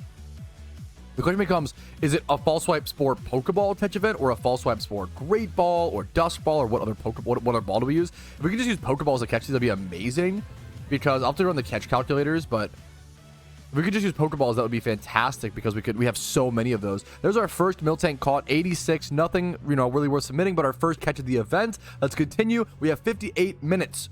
Okay, I think unfortunately I am going to have to go ahead and Dust Ball this. So Miltank is actually, let me get these stats up really quick. Miltank is actually a Paul. We're doing it live. Screw it. Reset. It's a 88% chance if it's asleep and 1 HP with a Dust Ball. We can use Dust Ball because it's nighttime, which is nice. But if it's asleep and 1 HP with a Pokeball, it's only 35% catch rate, which is super brutal. I almost got really lucky on that one throw. Oh, good catch here. So not good for the event itself. Really good as a breeder. Let me show these IVs. Excuse me. 25 plus in every defense stat. Well, 22, a little low lacking on the special defense, but that'll be a decent breeder. If we get nothing else today, that's a decent breeder. Great breeder catch here, man. It's splitting the attach a little weird, but 30, honestly, just 31 speed field I will take. For some reason, I always don't have enough 31 speed Pokemon. Now, Dittos, if you have a Breloom like me, you can actually go ahead and substitute in front of it and then go for the False Swipe, Spore, and Dust Ball. So sub is a great way to check Ditto. This is a weird event, dude. There's so many different strategies that actually have to be utilized all at once. It's a very complicated catch event. Okay, another amazing breeder catch. Wow, Adamant Nature Ditto, 31 HP, 25 plus defense, 30 Spadef. This just needs to be bred up on the speed and attack, but we have the nature for a physical attacker. That's an amazing breeder. Hell yeah. Okay, I'm getting a lot of Ditto encounters today, and they do take longer, so they're worse for the catch event themselves, but I'm getting a lot of good breeders. I can't overstate how like liquid gold Dittos are comparatively to all the other Pokemon that I catch. Like if I get a good IV, you know, flying type egg group, sure, you know, it's good for that egg group, but not for everything else. Dittos just solve, I really need a lot of Dittos right now. Dittos solve almost all the problems I'm having on my Iron Man, where I can't finish breeds because I'm too far away and too many steps. I have a bunch of Pokemon, but none of them line up in the puzzle piece way that I need them to. And Dittos can help glue those pieces together. So Dittos are quite literally like liquid gold, liquid glue to fix everything in terms of my breeds on the account. Should save 1 times 31 Dittos for Generalist Mons. Fuck, I didn't even realize what a pain in the ass catching or breeding up Generalist Mons is going to be on the Iron Man. Holy shit. Yeah, I probably should save a lot of my Dittos for like Rotoms and stuff. That's tough. That's really brutal. I can't afford to save all of them for stuff like that, but that's going to be crucial. Rotoms can only breed with other Rotoms and Dittos, for example. So if you have like a 5 times 31 Rotom might be one of the most difficult breeds you could do on an Iron Man. Like things like that. Like it's, yeah, that's crazy, man. That is, I don't want to think about that right now. I'm just going to use them how I see fit, but I might try to keep some if they're really good for Rotoms or Beldums or a lot of good Generalist Mons out there. I'll try to keep it in mind. It's a good reminder. General question, how do you keep yourself from getting burned out by the game if you do, for example, a lot of one activity? If you do a lot of one activity, it's hard not to get burned out. That's really just perseverance and pushing through. I like to switch up activities. If you watch me play Pokemon for long enough, you will notice I swap shiny hunts, I swap locations, I change things. That's why the Zapdos hunt has been so hard for me. I don't like to sit in one spot and do one thing, even though I do like playing the same game a ton every day. That's a very good Miltank catch. 150 to 155. I don't think it's worth, I'll submit it, but it's not catch event. Yeah, definitely not placement worthy or winning. Yeah, definitely not, but a good catch. Sorry if you get distracted. Yeah, I mean, the Iron Man is honestly a great, if you don't like sitting and doing one thing, the Iron Man is fantastic because you want to go catch every alpha, swarms, like if you do berry farming, like dude, I am constantly running around on the Iron Man to different activities. So if you want to switch things up, Iron Man's great for that, but yeah, I recommend just trying to switch up activities. If you want to shiny hunt, you can still shiny hunt, but constantly change the Pokemon you hunt in your locations. Being in a cave for a long period of time versus being out in the grass or in the water or fishing. Like it really does change up the way it feels and the mental of it, you know? It's very, very, very important. It's a great question. What the fuck are these catches? Now these are not like catch event winning or anything like that, but really, really, really above average. This was right after the 150 Miltank. Holy shit, 146 Ditto. Hell yeah, man. Dude, what are these Ditto catches? The nature is terrible, but this is fucking awesome. 30 attack, 30 defense, 31 speed. I'm getting some really fucking sick Ditto. I'm very happy with this. I should be Ditto farming because they just feel so much better. Every good IV Ditto is so much more valuable. I know I've said it a million times, but they feel so much better too when I catch them, which is awesome. So hell yeah, dude. All right, the event just did end, so this Raticate is not worth catching, fellas. GG's. Good luck to everybody submitting. I'm going to gather up my Pokemon. I think I did catch a 155 Miltank. I'm going to submit that. I think the odds of that getting third place are almost 0%. but it's worth submitting. All right, results will probably come out in a little bit, but for now, this is everything that I caught in the event. I'm going to go ahead and sort by total IV. You can see our best catch was this Miltank. This is the 155. It's 150 plus 5 for the Miltank. Our lowest catch was a Ditto with 63. I'm going to go ahead and take the time to submit the Miltank. I do think that is worth doing. So we're going to do that over to a staff member here in a quick sec. We got some really good Dittos like this. We got some really good Dittos, some even good Miltanks, lots of good Dittos. I'll be sorting this stuff in a quick sec. I do want to go release this Noctowl we caught for Pokedex entry very happily. A lot of mons we caught for Pokedex entry earlier today. Hell yeah. We caught around 30, 36, I believe, 35. 36 Pokemon in total for the event. It was a tough, more complicated catch event, so that makes sense. Right, we ended up with 9 Pokemon with 1x31s. These will all be moved over to our breeder box over here, with thankfully now has plenty of space. 9 1x31s. Tons of other breeders as well that will get moved over. But let's go sort through these now. All right, all of these Dittos will get moved over to our breeder box. We have this one, for example, which is beautiful, 20 plus in 5 stats. We have this one, which is adamant, and then 20 plus in 5 stats as well. We have this one, which is adamant, and then 20 plus in a few stats. But even just like being 25, if it was a different Pokemon, I wouldn't keep this. As a Ditto, just being 25 plus attack, adamant nature, worth keeping for a breeder. This one is 20 plus in almost every single special attack stat except for defense. This is a fantastic breeder. Then we have this Ditto, 20 plus in 4 stats. This one's arguably not worth keeping as a breeder. It's sassy. Actually, yeah, that one's gonna... This one's gonna stay. There are...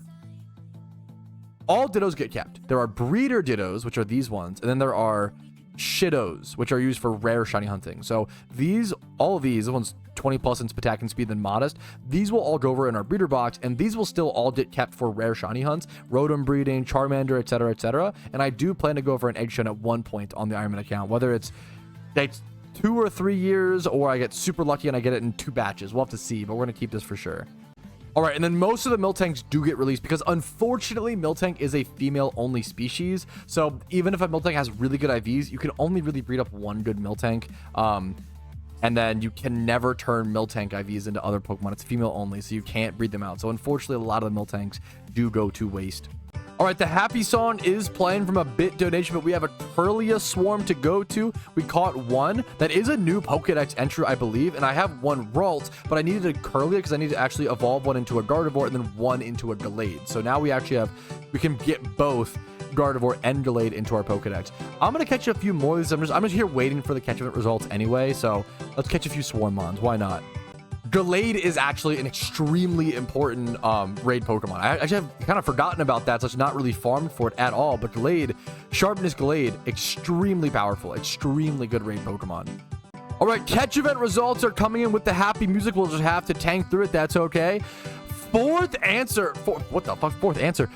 place with a score of 14 points. Scarlo, congratulations. What an insane catch. 14 points, very low, very below average. The Dawnstone catch on the Iron Man. We just can't stop getting lucky. Holy shit. Okay. Pat, I heard in global chat that you got banned. True. That is true. Thank you for the donation, Johnny the Shark. Okay. Third place, 170 points to my boy Kakarot, dude. What the hell? He's going Super Saiyan. Congrats on third place. 170 third place. Quite high. Let's see. Second place, a 171 over to Rorono. Zoro. We're going to say Zoro is a lot easier. Zoro, congrats on second place with 171. And then our first place winner, our shiny Miltank winner, who is it? The winner of the event, 173 points. Kitsu Cupid, congrats, dude. Congrats. Someone in chat has fourth place. Nice, dude. The first place winner winning himself a shiny Miltank. Used to be an egg shiny hunt in Pokemon. Very fucking rare. Still now a like rarer shiny Pokemon. A 2080 Horde Split, a difficult mon to get. You'll get 4 shiny Raticates on average to 1 shiny Miltank. That's brutal and quite an intense grind. So congrats to everybody on the placements, dude. I'll see you guys next catch event. Right now is scheduled on the 20th of July, but I'm sure there'll be more scheduled very, very, very soon. All right, and then weirdly enough, there's also a Lucario Swarm over at Iron Island. So you gotta rush over here. Can I heal up here? I need to heal up actually really badly. No, you can't heal in that bed. Oh, fuck. Okay, so we're gonna go find this Lucario Swarm and hopefully get some good catches as well. All right, I was able to catch all 4 Lucarios, which is awesome. This is actually a good rare breeding option. I can rebreed the Lucarios and hope for a shiny Riolu baby. Unfortunately, it's tough to rebreed after that, but we'll probably breed at least all of them once. Didn't get too many. Yeah, no really IVs on them, but that's okay. We got it in the Pokedex, as well as Lucario can be a really powerful raid Pokemon. Usually Lucario is used as a good mixed attacker. It's pretty rare you need a mixed attacker in raids, but sometimes there are certain raids that have the mechanic where they become resistant to a certain, like, either whether special attacks or physical attacks or like a certain type, like fighting types or whatever. And Lucario is really good at being mixed and can do different typings and can counteract that. Is a good late game raider on those certain mechanical fights. So I will have to make a good raid Lucario. It should be on my list if it isn't already. Patrouski, I calculated the odds of you not getting a legendary in 22,000 encounters. It's about a 1.2% chance. Hey man, it is what it is. I'm going to be running back and forth today. I'm going to be in full Zapdos jail. I'm even skipping my gym rerun. I'm now up to 3,000 encounters on this encounter counter. That's plus the 9,400 we had on the old encounter counter. So I'm like, I know the math is really confusing right now with the until we get our first shiny on this, it's confusing. So we're at like 1,300 or something. No, 1,200 encounters for a dry for a shiny, but that's an irrelevant number. We are a little over 22,000 encounters dry for Zapdos. Once we hit 3,500 again, I think that's going to be 23k. So we're getting there. We're going to see how it goes. I'm going to be fully in Zapdos jail today while reacting to a video on stream. So it'll be a very special day for me. Well as, holy shit, sorry, I'm just so shocked by that rule. As well as,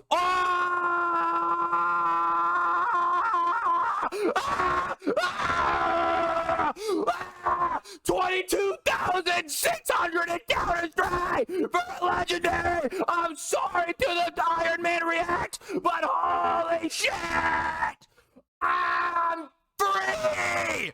Holy fuck. We just started. We're just starting. We're free. I can play the game. I can play the game. I'm free. Oh, I'm free. I'm free. I'm free, boys. Oh my goodness. Oh my goodness me. Oh my. Holy, it's gonna be way too loud. We gotta turn this up a little bit, but like, oh my God, we did it. Oh, this feels way better than any shiny because I'm free, dude. Oh man. Spore immediately. Okay. The big thing, oh, look at these little sleepy eyes. The big thing with these Zapdos and legendary encounters in PokeMMO is understanding that oh my God, we're fucking what do I even do now? Entei? Check W. Wow. Yeah, let me take that. I'm so sorry. We'll pause the thank you, chat. Thank you. Sorry, I'm so distracted today. Thank you. Yeah, yeah. No, that was a good call. Sorry, chat. Thank you. Wow, dude. The biggest thing when catching a legendary Pokemon was the PP. You actually have to worry about their PP more than anything. Don't say any dumb comments. Okay? But it is the most important thing. The biggest way legendaries KO themselves in PokeMMO is actually by PP stalling themselves and eventually dying. Okay? So, and struggling to death, right? So the best strat is essentially to go ahead, Spore, False Swipe. God, I can't believe it's here, man. I did 14,000 encounters for Articuno and never got it. And then what is this? 8,000 for 8,000-ish, if not more. I'm trying to think of the math. I'm up to about 22.5, 23,000 encounters. I'm a little about 22 to 23k dry for Zapdos. I would say 22.5 to play it safe. If you want to call it anywhere from 22 to 23k. It's hard to track exactly because the different encounter changes recently. I just can't believe it. Nature roll is going to matter so much on this. It actually really matters. It's only turn 6. I still think Timer Ball ends up being one of my best balls. Turn 6, 2.5% catch rate. Yep, I'm going to go for Timer. We just start spamming Timer Balls. Oh my goodness. From here on out. Master Ball, what a waste of a... No, absolutely not. You want to just Timer Ball. There's no reason to Master Ball Legendary. I'm 22,500, 22,500 encounters dry on this. I would literally rather let it die and re-encounter it than Master Ball. That's how much of a waste a Master Ball is on a legendary, in my personal opinion. It's just not worth it. Okay, I did get one shot by Hurricane. That's unfortunate. Fuck. That's okay. We should be fine. God, the rain set is tough. I could have set sub there to prevent that. I think I should be fine with the Smeargle though, as long as it doesn't one-shot the Smeargle. Also, it can't set rain anymore. We should be fine. I have plenty of revives. Oh my goodness. This is so good. This is so good, man. I'm just so happy it's over, dude. I know I don't usually let clips drag on like this. Soak so it loses stab. That's honestly an interesting idea. The problem is you waste a turn that way. I don't know if it's worth the turn waste. It might be. We'll have to see. I'm going to keep throwing timers. The best thing is just Spore. Keep it asleep. Throw timers. Let's see if it one-shots. Hurricane Ult is 32% here. Beautiful. And it could even miss. Not under rain. Okay, the confusion's pretty annoying, but what are you going to do? In this spot, I think I do actually... If I'm confused, I think I switch out here. I think I switch, take the time to revive my Breloom and start healing up on that. But yeah, it's pretty likely this should catch. The strat's just going to be to stall as much as possible while also, let's go use revive, not letting it die to its PP as much as possible. I thought about sporing there before switching out, but if this dies to its own PP, I'm gonna let it die and just re-encounter it, and it should be about 500 encounters or so. We'll have to see what happens. I need to sacrifice something now to bring in my Breloom safely. I will hopefully see you guys with the catch or much later into the fight itself. Okay, since I'm using substrats, I should be safe here. Dude, nature roll matters so much here. I actually really need my Zapdos to go modest, mild, rash, or timid. Any of those would be, even like naive or hasty, may be usable. A lot of things can work. Naive, hasty, timid. Modest and timid are the best natures. Mild, rash could all work. Quiet would be rough, be brutal. There's a lot of things that could work here, but the nature roll really matters. If I don't get the nature roll, my sub took damage. Wow. If I don't hit the nature roll, I have to wait until the Lunar New Year event to get Grasiduas, to farm Grasiduas, to get nature herbs to fix this. So I'm really hoping for a nature roll. If the nature roll doesn't happen, I still have the elemental orbs to use on my Moltres, which will guaranteed be usable for raids. So worst case scenario, we have our Moltres. Yes, that wasn't even that bad, dude. Turn 24. That was actually lucky. Actually lucky. Not even usable. Not even so usable. I'm so down. I'm so down. That is usable. Oh, that is usable. That's fine. Ah! The IVs are so good! What? 31 attack, 31 speed, suck my dick, Zapdos! Holy shit! Yes, dude, lucky ass kid. I went 22k drive for this. I'm gonna fucking give you a brother. What do you mean, lucky ass kid? Holy shit! Oh my god, dude, yes! Oh man, 3 times 31 IVs, I believe, are guaranteed. Is it 2 times? I think 3 times are guaranteed on legendary. But the placement, is it 2 times? I'm not even sure. Spatak, speed, spadef. Oh, it's so good, dude. 20 plus HP. I just need the defense higher, but that's fine for now. Naive can work. This will be a raid usable Zapdos when it comes to it during Halloween, during the event season. Yes, dude. God, I worked so hard for this fucking Zapdos. That's why it feels so good, which is why it's so important for grinds to be difficult in PokeMMO, which is why Chum Bucket and temporary incubators and incubators in general are not a great update for the game. That's my Zapdos catch. Let's go get Entei. Fuck it. All right. I think the next strat is going to be buying some repeat balls. I only have 1 repeat ball. The strat is going to be to go buy a bunch of repeat balls, go catch 15 Dittos in a row with Dusk Balls over in Hoenn using the substitute Breloom strat, very, very chill strat. And then I will head over to Johto, hunt Entei while catching and while farming a bunch of Dittos. I won't be able to call out every single good IV Ditto catch that I get, but I will see you guys after like a few hours of farming Dittos, and I'll show you guys all the good IV Dittos all at once after like 3 to 5 hours of farming. So I will see you guys in the blink of an eye with all those catches. I'm going to guess that I'm at Dittos for a long time, a very long time. I think I need like 300 repeat balls. This is going to cost a lot of Pokeyen. I'm not proud of this. Long term, I should be able to use all these in future Johto hunts, but that is a lot of Pokeyen to spend on a pretty niche Pokeball that's not very good all the time right now in PokeMMO.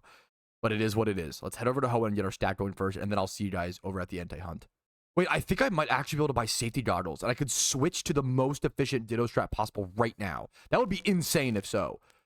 I think I went to the wrong spot. This is not where you buy stuff. But I have 7,000 BP from when I beat the Sinnoh storyline. I might have enough BP now to get safety goggles. I was thinking that I would have to grind the Battle Frontier more.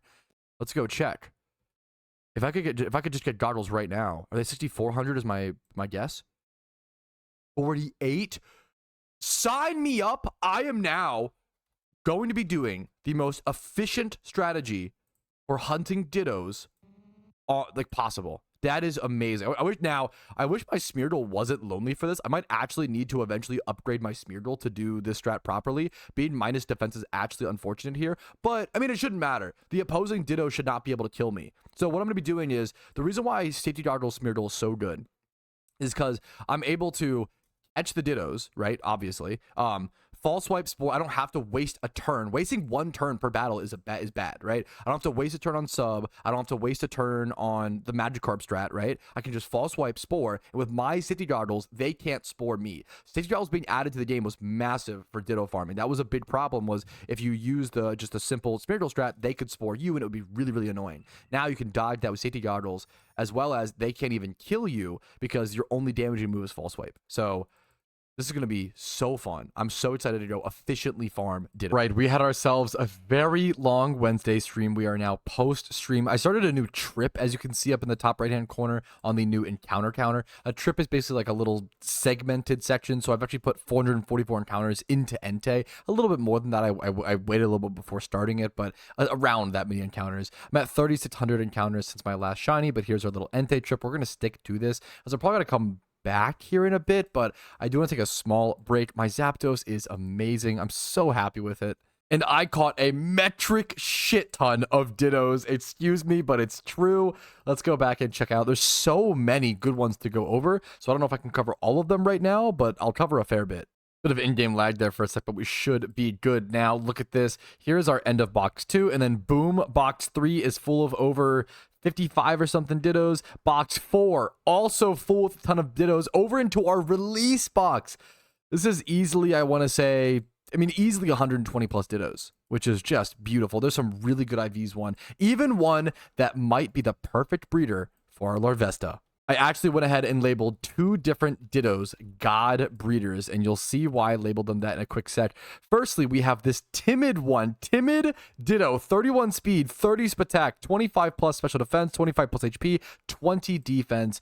Timid nature on this is just ridiculous. And then this one, Rash nature, 25 plus attack, 28 spadef, 31 speed. Like, they're both just amazing. Obviously, Rash is not as good, but man, these are both just beautiful, beautiful special attack Dittos. Easily the 2 best Dittos that I caught, and I could go ahead and use the Timid one to finish my Larvesta breed if I wanted to. I think I'm going to go ahead and find a shittier Ditto to go with my Spinnerack if possible, and get like a nature to carry over. And I want to go for Modest. I don't really want to carry over Timid or Rash if possible, although they both would be decent enough. Now, I'm going to have to do a lot of box sorting when it comes to these Dittos, and I don't really want to do this right now, selfishly, so I'll do it later. But here is how many 1x31 Dittos I caught. There's 4 in this box, 5, 6, 7, 8, 9, 10, 11, 12, 13, 14, and then 15, 16, 17, 18, 19, 20, 21, 22, 23, 24-ish. Does not seem like that many, actually. I feel like that's kind of below average. 24 in, like, what, 140 or so Dittos would be my guess? What's the math on that? Let's go ahead and take 140 divided by 6. I guess that's about exactly average. I'm just guesstimating numbers, to be fair, but that might be like exactly right, actually. So fair enough. It feels a little bit, under, but that actually makes total sense. Why it's good to double check your math, to double check your logic, because sometimes things feel differently from actually how they are. I did mark some Dittos as noted, though. I think there's only one. There should be other ones as well somewhere, even if they weren't what's it called, like really good IVs or had 31s. Like, this is a very good breeder. Timid nature, just needs either, probably would need Spatak because it's a timid breeder. Just needs that Spatak set. Everything else is 24 plus. Beautiful, beautiful breeder right there. These Dittos are just liquid gold, man. I know I've said it a million times, but Dittos are so invaluable comparatively to every other breeder. I've wasted so much space on all these other breeders, and Dittos are not only going to help me save space in the future, but also help me clean up all of these breeders. So I will have to organize some sort of breeding extravaganza. That's actually a thing I used to do in the past on the main account, where I would prep as many breeds as possible and sort of breed a bunch of Pokemon at once. It might be time to bring back the breeding extravaganza, but on the Ironman account. I will be doing a ton of breeding in the future parts of this episode, but just getting Zapdos, I feel like I can die a happy man. I feel like I can like end this episode happily. This thing was halting all of my progress. It was driving me crazy, driving me mad. I was frustrated in my personal life because of this damn bird, which is not what you want to feel because of a game. It's not a good thing. So I'm just happy it's out of the way. It sucks to admit that, but it's also true. And I think it's important to talk about when things like that happen with video games. It is what it is. I'm glad we pushed through it. I wish I actually kind of looking back, I wish I didn't push through it as much. I think I wish I took more breaks, did more Jimmy runs, and sort of switched things up. I think that would have made me a lot happier over this hunt, but going dry and missing out on Articuno just put a spike in my brain. Or a bug, perhaps. But we got the bug out. The bug has been pulled out, yoinked from the brain. We are safe. We are happy. We are good. We can continue on playing the Ironman account. But I'm going to take a well-deserved break, and I will see you guys with a lot of breeding, maybe some more Ditto catching, box sorting, whatever comes our way in the next adventure. I think I might actually be able to finish my Larvesta breed today, which I am so excited for. I want a good competitive Volcarona so bad on the Iron. It's such an important Pokemon. I love Volcarona in PvP. It's so powerful. I love it in PvM and raids. I have this Ditto, which I need to Everstone. We're going to plop that on. I'm going to head over to Island 4 and cancel. I just like breeding there because it's nostalgic for me. We're going to head over there. And then I have the Spinarak, which I've kept as a breeder in the bugged aid group for the Larvesta. I then need a speed brace. We're going to go buy that from this person, the wrong NPC, of course. Buy speed brace, right? And this is going to give me a 31 speed. Let's go see the breed from the old man. 31 speed, modest nature. I need to make sure I make this male. Very important. 20 HP, 20 defense. Spatak. Oh no, the Spatak, I forgot. Wait, no. Wait, we can fix this. We can special attack brace the Larvesta. We have the speed. We would Everstone. This works, right? We would Everstone the Spinarak. The speed carries over. We would Spatak brace this. Yes, this works. This works. Okay. Male breeder, 31 speed, 20 plus defenses, modest, very, very important. This works. Beautiful. Beautiful, beautiful, beautiful. So with these two breeds, with all the new Dittos I caught, I can finally make that competitive Volcarona / raid Volcarona in one. Very, very powerful Pokemon. Very excited for this. Okay, I'm also going to go ahead and work on this Curlia. I really need a good Gallade at one point, and this is just slowly pushing it in the right direction. We're not quite there yet, obviously. I'm going to make it female so I can breed it with male breeders. That's important, but 20 plus defense, 20 plus speed def, 31 attack. I would like to get 31 speed, adamant nature, and 20 plus HP. Gallade with sharpness ended up becoming one of the most powerful PvM Pokemon in PokeMMO, which is so much damage. I should actually check as well to see if it needs any egg moves, because that could be something Gallade needs, but it's hard to tell without the Pokedex entry. I have to check down here maybe, but I think we might be fine. Maybe Memento could be interesting. I think we should be. Shadow Sneak. Ooh, that's a really important one, isn't it? I might hop to them. Shadow Sneak is actually very, very important. I might need to keep an eye on that. The fucked up thing is I think I could have actually bred the Shadow Sneak onto it with that Shuppet. I could have actually played that a lot smarter. Now, thankfully, I'm very lucky. I actually have a Sableye that I could use as a 2x31 breeder, I believe. Or this Gallade. This Gallade is going to need Shadow Sneak. It's a very important egg move. It's a priority egg move, especially if it's adamant, right? I think I will end up using this Sableye as a breeder, but make sure I put Shadow Sneak onto it before I make the breed, and that's how you end up breeding over something like that. Now, I'm going to need to level it up to level 9 to let it learn Shadow Sneak. I'm going to give it an XP candy. I have them over here for a reason, you know?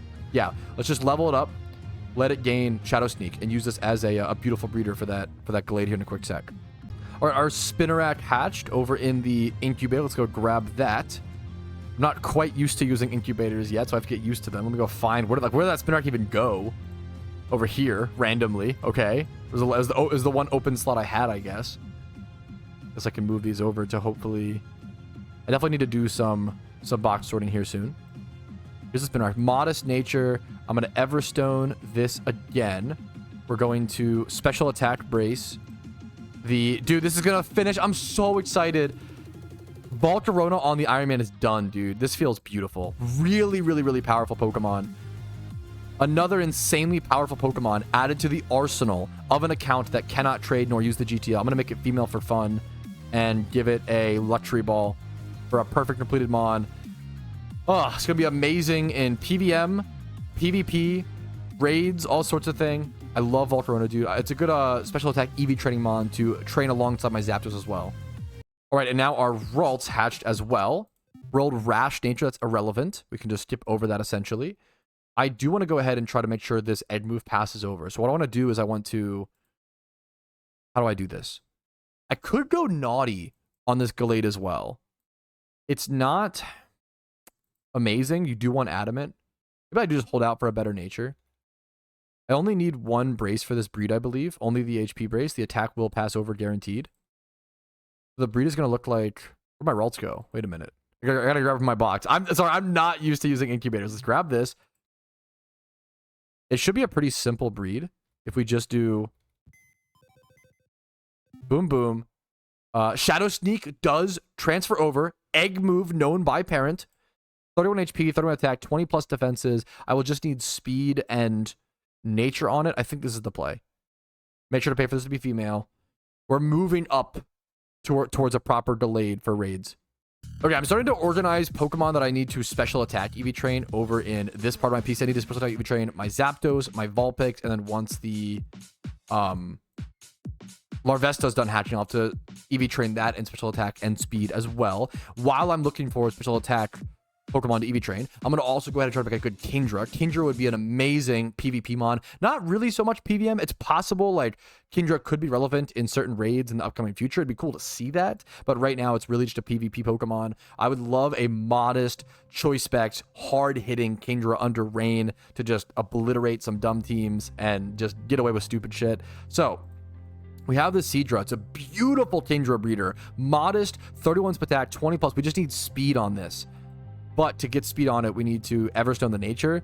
We have to look for a dragon or water A egg group mon that's male with these stats, which I do not have in my boxes, aside from my 5-1 Charizard. So I have to actually create a breeder for this Kingdra. That becomes the next step. Oh, dude, something super messed up is I could actually use... I could use my event-winning Corsola to make the perfect Kingdra, but I don't know if I can stomach. It's so cool for the account, but it's so inefficient to hold on to the event-winning catch for so long. I think I should use it. I have the Corsola, like the shiny one. I think it's worth it, man. This is gonna hurt. Don't get me wrong, but it's for the embetterment of the account. I think it's worth it. I'm sorry. I know a lot of people might disagree with this. I think it's... The point of the Iron Man account is to use your resources wisely. You got to use everything you can. It's going to hurt to get rid of this, but... We already have the... We have the prizes. We have the footage. We have all the ways to remember this. Oh, I think it's worth it to create an amazing PvP Kingdra. To count history though, I think it's worth it. I think this is a 4 account history as well. We'll always have it. Oh, thank you for your service, Corsola. It hurts to say goodbye to you, but thank you so much, soldier. You won me a catch event, and now you will be consumed. It's the cycle of life, fellas. The cycle of life. Boom. Ah, it's worth it. It hurts, but I think it's worth it. It's worth it. You'll be missed, Corsola. All right, both our Larvesta and our Ralts hatched. Dude, it even like high rolled / medium rolled. Look at the defenses. It's 25 plus in every defense. Modest. It's beautiful, dude. It's perfection. I'm so happy with that Larvesta. Our Ralts is still not there, obviously, but it's you know, getting bred up. It needs speed, and then it needs adamant nature. I'll see if I have anything for this, but I kind of doubt that I have breeders for this. Dude, I'm trying to find a breeder for this Ralts, and I just don't have the proper, like, puzzle pieces. The answer is almost always just go catch more breeders, which is so brutal. I need humanoid breeders and such. It's so awkward. Okay. But I do have my Horsey done. We've successfully bred multiple good IV, amazing done Pokemon today. I'm going to name this Corsola, or this Horsey, Corsola, just Corsola, to honor the fallen event winner Corsola for the rest of the time. There's 4 Mons that need to be special attack EV trained. Beautiful. I'm looking for, I need to create a breeder for this Ralts, but it's for like a Gallade, but it's really difficult. I don't have the proper like humanoid or chaos Mons to do so. I'm trying to look for something, but it's tough. All right, there we go. Kind of a difficult catch. Turn 21. It didn't ever lose stats besides that one Pokeball, which is interesting. It was a weird alpha catch. The 31's attack is not great. This is not a great catch, but it's still like, even the worst alpha catch on an Iron Man is still just an amazing breeder. Like down the road, I'm sure I'll use this at some point. Even if it was just like 31's Spadef, Brave Nature, high enough HP to high roll, I could adamant attack brace, like the defense. Like this is still like, one day it'll be a good breeder. Alphas are just so freaking good, man. So still happy I took the time to go catch it. All right, good morning. It's another beautiful day on the Iron Man account. We have an Alpha Fearow caught right now. A very difficult catch. Took 40 turns. Just did not want to get caught for whatever reason. But we got ourselves a male flying age group breeder with 3x31. So you know what? Honestly, that was worth it. Not a whole lot of special attacking flying age group Mons, I will say. But even if I end up using this just as a 31 defense, 31 special defense breeder, I'd be very happy with that. We definitely need those stats on like a Murkrow with Prankster, for example, in the future for raids. Very crucial Pokemon. I don't know if I can play the Iron Man account too much today, unfortunately, but anytime I do play, we'll probably be put into maybe a little bit of breeding, maybe a little bit of Pokedex completion. I do want to start slowly completing my Pokedex and slowly doing catches off camera. I've decided I probably don't need to show you guys every single Pokemon I catch and add to the Pokedex. I just don't think it's the most exciting type of content, but obviously if you disagree, let me know in the comments. I like to keep these videos, I know they're very long, but I also try to only show you guys the most important stuff, if that makes sense. I do try to skip a lot and concise the videos as much as I possibly can, even though they end up being 3-hour movies almost every single time. But hopefully you guys have enjoyed this one. This one might be actually a bit of a shorter one, since so much of the grind has been towards Zapdos, and since we finally got it. I mean, I can't express how happy. It's still this episode, you know? So really happy to get that. We have a ton of Dittos to sort through, and I do want to start slowly working towards rare Egg Shunting. There's so much that I want to do on the Iron Man. Essentially, I'm very happy. I'm very full of goals, which is an amazing feeling. We also reached over 500 hours played, which I didn't even really have a chance to mention or talk about. So hell yeah, dude. It just feels so darn good to wake up every day being excited to play this account. I think that's one of the most important things that I can't overstate, which is not how I feel on my main account right now, and how I, with all the recent changes in I've talked about it ad nauseum, and it sucks. I don't like talking about it over and over again. I clearly have a minority opinion in PokeMMO now, where I don't like a lot of these shiny hunts becoming easier with things like chum buckets and incubators being added to the game, but everybody else seems to, which is okay. I think it's important to adhere to the majority, even though it may hurt me or I may be bummed about it. I still have the Iron Man to rely on. So I'm happy that I have started the Iron Man. Honestly, the timing couldn't be better for someone like me, who is a more hardcore player, who wants those challenging hunts. And I'm excited to start a really, really long challenging egg hunt on this account one day. But before we do that, I want to make sure I have everything else done that I want, like completed Pokedex, raids, all alpha Pokemon, all breeds. We have a lot more to do. Let's get started. All right, there is a Vespiquen Swarm right now over in Kanto. I'm going to go catch exactly one of these. This is actually one of the tougher Pokemon to get for your Pokedex. You have to get specifically a female Combi. So I'm going to go ahead and get one of these, make that a lot easier for me in the future. I can even breed one down actually and get myself a Combi, which I might do here in a quick sec. Pokedex is currently at 289 COD OT. I'm going to do some passive Pokedex completion off camera for the most part, but this was a cool one to show you guys. Getting that value from these swarms has been super, super nice on the Iron Man account. I will not be catching more than one because these Pokemon are terrible in PVM and in PvP. But I've always loved the design and shinies of Vespiquen, so cool Pokemon, unfortunately unusable. All right, speaking of super lucky swarms, there's actually a Porygon Z swarm over in Team Rocket HQ. Might be one of the best swarms that I could possibly see. I don't think I have this Pokemon in my Pokedex, number one. Number two, farming Porygons, probably one of the hardest things you can actually do on an Iron Man account or a self-sustaining account. They're very difficult to encounter. The only way you actually can is via swarms, number one, and buying them from the Celadon City Casino, number two. So very, very tough stuff to finally get them. So I'm actually going to spore them first. They do have recoil moves, I believe, like takedown and stuff, double edge possibly. So I am going to spore and then fall swipe. It is worth, because I need to be able to catch them properly. If fall swipe doesn't do, yeah, I was actually hoping fall swipe wouldn't do too much damage, and it didn't. That's actually a good thing. So hopefully I can catch all four of these. I actually want as many as possible for Porygon breeders, as well as possibly rare shunting these in the future. All right, here is catch number one. Sassy nature, not great, but the stats are amazing. I mean, the attack's irrelevant, but it's a special attacker Pokemon generally. 29 attack, 31 speed, 25 plus HP.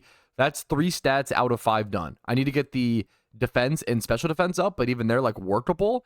Fantastic first catch for a great breeder. All right, I was able to catch 3 out of 4 of them. The final 4th one ended up double edging, but that's okay. Got some really good catches. 2 of them, the first 2 catches, were both sassy and both 31 speed.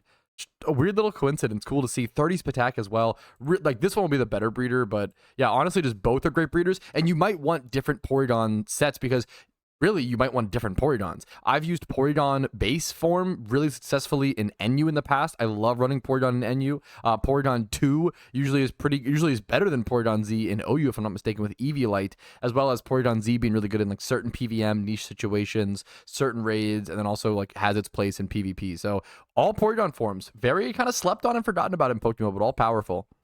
All right, and with a little bit of passive farm, we're up to 300 caught OT out of 604. For those who don't know, this is basically the half point in the Pokedex. There are certain Pokemon, you know, like Zapdos, like Moltres, that they don't count towards Pokedex completion. They obviously are entered in the Pokedex, but you don't need those to unlock Mount Silver and other Pokedex objectives. So we are at the half point. It's a pretty massive milestone on the Ironman. I'm excited to do more of this, once again, passively off camera. I've really been focusing on, there's so much of Unova and Sinnoh that's like blank. That'll be really easy, quick fills.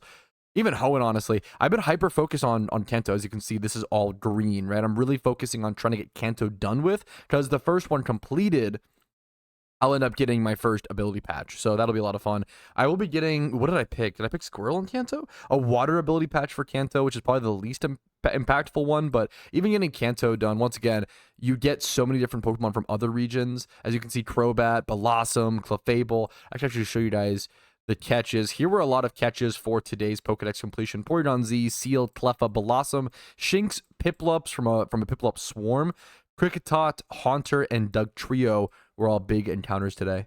All right, yo, what's up? It is 2 a.m. I had a very long but very fun day. Went to a baseball game, was a blast, and now I am catching a quick Alpha Parasect before bed. Calm Nature, 2x31, HP, Special Defense, and then we also have 20 plus on this attack and the defense. This could honestly be a fantastic breeder for some sort of like bulky special attacking mon. I don't know off the top of my head what in the bug plant age group is going to need stats like this, but could be useful for multiple different types of Pokemon that wants to be that bulky special attacker. So once again, always happy to catch these. Dude, alphas are just so good. You just can't pass up on these 2x31 breeders, man. They're too powerful. A new day on the Ironman means a new alpha to catch. We have an alpha Walrein Swarm over here. This is a really good water AA group breeder, so hoping for some sort of male Pokemon here. I don't think hidden ability matters on Walrein. I mean, really mostly it's that Walrein's not a very usable Pokemon in PVM or PvP at all. So we're just here to catch him as a breeder. We'll take an alpha Walrein female. Let's go ahead and get this catch going, and hopefully I'll see you guys with a mostly easy catch. All right, after an incredibly difficult turn 47 fight, it's actually the second time I had to fight this Alpha Walrein. Very tough fight. We do catch it and get ourselves a pretty solid breeder. Calm Nature, once again, a bulky special attacking breeder. Calm Nature, 31 defense, 31 speed def, 25 plus in both attacks, 25 plus HP, excuse me. Definitely was worth the time. Like, hilariously, I think that took like 20 or 30 minutes to catch, and that was still worth it. That's how silly willy alpha catches are.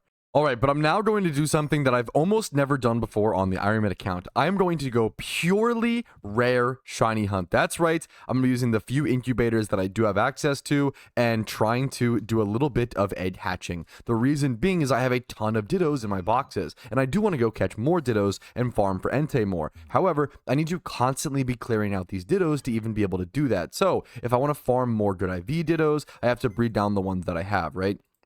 I do have a bunch of good IV Dittos. I do want to breed with other Pokemon as well, so I could be doing that as well. It'll be a mixture of rare shunts and also breeding for actual good Pokemon for PVM in the future. But right now, I want to just focus on doing rare breeds because I can consume a bunch of Dittos very quickly. So we have to do something kind of fun, which is creating a rare shiny hunting box.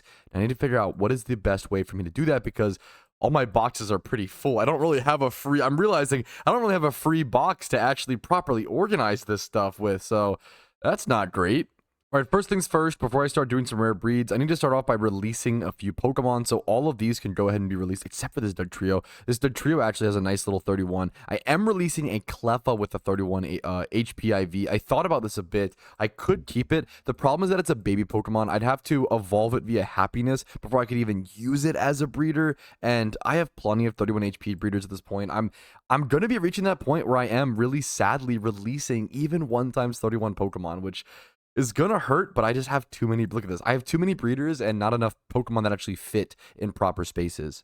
I moved 10 Pokemon that I need to evolve before releasing as well over to my breeders box, so that'll give us more space over in our release box and our B4. Obviously, our release box has been fully taken over, so that's not good. We need to figure that out and obviously breed a bunch of rare Pokemon. Thankfully, I have a few, Rotoms, Charmanders, any starter Pokemon, these Quilavas, for example, Squirtles. I have these Piplups over here from that one Swarm. I really want to start catching more Swarm starter Pokemon. Those are great breeding fodder for rare shinies. Those Lucarios as well, I'll definitely take the time to breed. Then another sad example of releasing a baby Pokemon is this Igglybuff. I'm sorry, dude, I gotta let you free. I don't want to take the time to have to level you up just to be able to evolve you. I'm gonna go ahead and try to move as many of these 1x31 Dittos over to this breeder box, but as you can see, I'm running out of space very, very quickly. I don't know how well I'll actually be able to do that, but I'm gonna try to sort through as many Dittos the best I possibly can. Probably end up moving them over here. I'm going to try to end up using my release box as the rare shunting box. And that will be 30 Dittos and 30 or as many rare Mons as I can get. All right, step one is complete. I have 30 Dittos that have bad stats. They're called Shittos. Great little slang for them. So these will be rebred over and over and over again with rare Pokemon to hopefully fish for just that shiny chance. It's very expensive, very time consuming, takes a ton of Pokeballs, but it's still the best way in PokeMMO to hunt for a rare shiny Pokemon. So I'm going to grab whatever Charmanders I can and move these over. Go for that beautiful shiny Charizard that everybody so desires. All right, and here it is. For those who have never seen one, this is what a rare box, what one little box of rare breeding looks like. Normally, if you were doing this on a main account, you would get like 10 to 16 to even 18 boxes full of Pokemon like this that look exactly like this. 10 rows of Dittos, 10 rows of rare species, 10 rows of, 10 Dittos, not 10 rows. A row of Dittos, a row of rare species, etc., repeating over and over again like that. And then you would head over to the old man at the daycare, and you could just breed straight from there. So I'm going to go ahead and get to doing that. And I'll show you guys, the more you talk to him, the faster it actually speeds up. You just go ahead and do this. We have plenty of Pokeballs. You never want to run out of Pokeballs while doing this because then you'll start eating into your Great Balls and stuff. But you just do this over and over and over again. You never worry about IVs. You never worry about nature, gender, etc. Let everything randomly roll. You're just hoping for that extra little shiny chance. And we should see our encounter counter. Our encounter counter should count eggs. Maybe it'll count them when they hatch. That's my guess. But your encounter counter should count eggs. I'm guessing it'll just count them when it hatches. And you can see, actually, our incubators are being automatically filled up. A newer mechanic in PokeMMO. We have 6 of them at the moment on the Iron Man account. I can achieve more by doing the Ho-Oh refight and the Red refight. And the Ho-Oh refight is one of the last goals on my mind in this episode, but I don't think I'm gonna be able to get to it, unfortunately. We did do a lot of progress. We did a lot more than I was expecting to in this episode. I think I kind of had a lot of goals for this episode, and it was kind of ambitious, and you never expect to achieve everything in one episode, but we damn well almost did that. And now with the reworked system of incubators, you can actually play PokeMMO, go EV train, XP train, do other things while you hatch eggs, since they're in the incubator, which is sort of its own little system. Or you can do the boomer strat of having eggs constantly in your boxes. You can do something while you're doing desk work. If you're at work, like me doing timestamps, thumbnails, exporting, editing, doing video work, right? I always like having 30 to 60 eggs in my boxes just to have something to do passively. That's very, very AFK. While also getting some other work done on the side. So big fan of always having eggs stored away in your boxes for that rainy day. I'm a big fan as well. Even on my main account, I would do this. I love that on the Iron Man, we have this little collection of such a variety of rare shinies. We could get a Lilip, a Kabuto, a Squirtle, a Charizard, a Bulbasaur. There's so many Piplups. Like, there's so many options here, and that makes it more exciting, in my opinion, that when you do hit that rare shiny, you're wondering what species is it even going to be. And when I do this, it consumes all the Dittos, but I will get the species, the Pokemon out, right? So I'm consuming 60 Pokemon, getting 30 back. I am clearing 30 spaces of inventory space, PC space, every single time I do a small little batch like this. So here's the final Charmander. I also love, one of the cool new updates was changing the egg colors. You can see in my boxes all the different colors of eggs, which is really beautiful. As you can see here, look at this. This is a really cool, it's a really nice little visual to see. We can even see a bunch more eggs, yeah, over in these boxes. I'm going to go ahead and move everything over. They even made the icons a little bigger. These eggs are definitely a little bit bigger than they used to be. So I'll have these ones over here, these ones over in the incubators. I'm going to just go ahead and do some passive hatching while doing some video exporting I was just talking about. And just look how much space that cleared up. Here's my box 1 normally. My box 2 is now massively cleared up. My box 3 and box 4 didn't really take anything, but box 3 was cleared up a ton. My release box was full prior, so we just cleared a ton of space from our boxes, which is super nice. PC space, one of the most under talked about crucial resources on an Iron Man account. I just talk about it constantly, but it is just absolutely crucial. Now for miners, let me try this actually. You should be able to send all of these over to the PC. So no shiny here, obviously, but I think you can go ahead. Yes, you can also go ahead and add new eggs just like that while not even being at your PC, which is super interesting. So you can just go play the game, single encounter hunt, be wherever you want to be while hatching eggs. It's a crazy buff in PokeMMO, man. It's a new era. All right, I made 30 eggs. I hatched 30 eggs. None of them were shiny. The world is shocked, right? Of course, right? What's cool is we can actually go over to our new encounter counter and go see how many eggs we've actually hatched. So from now on, this is going to track how many eggs we've seen since, our last shiny, and hopefully all time, I guess, would maybe be like how it tracks things separately. I'm curious to see if I get a shiny, will it reset this number? I don't know. I actually don't know how it will work. Maybe it will. I'm outside of the city, so we'll have to get our first shiny on this account at some point, or sorry, first shiny with the new encounter counter to actually test that properly. But I think I do want to go ahead and try to make 30 more. Look, we have so many Dittos. We have so many more Dittos.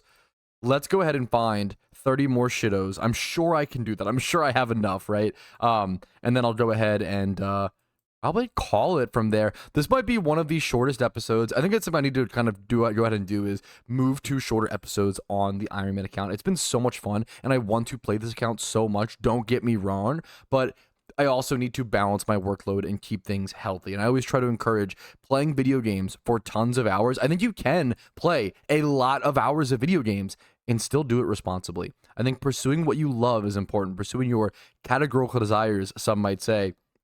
The things that give your life meaning. Very, very, very important. But you still have to do even the things you love so much with a good amount of balance and keep yourself healthy so that you can be there for others and loved ones in your life. It is a constant balancing battle. I mean, as is everything in life, you're constantly trying to figure out, how many hours can I work this week? Can I work 80 hours, 60 hours? Should I pull back and do a 30-hour, like a light week? Like, what are you able to do while still paying your bills, but also being the best person you can be?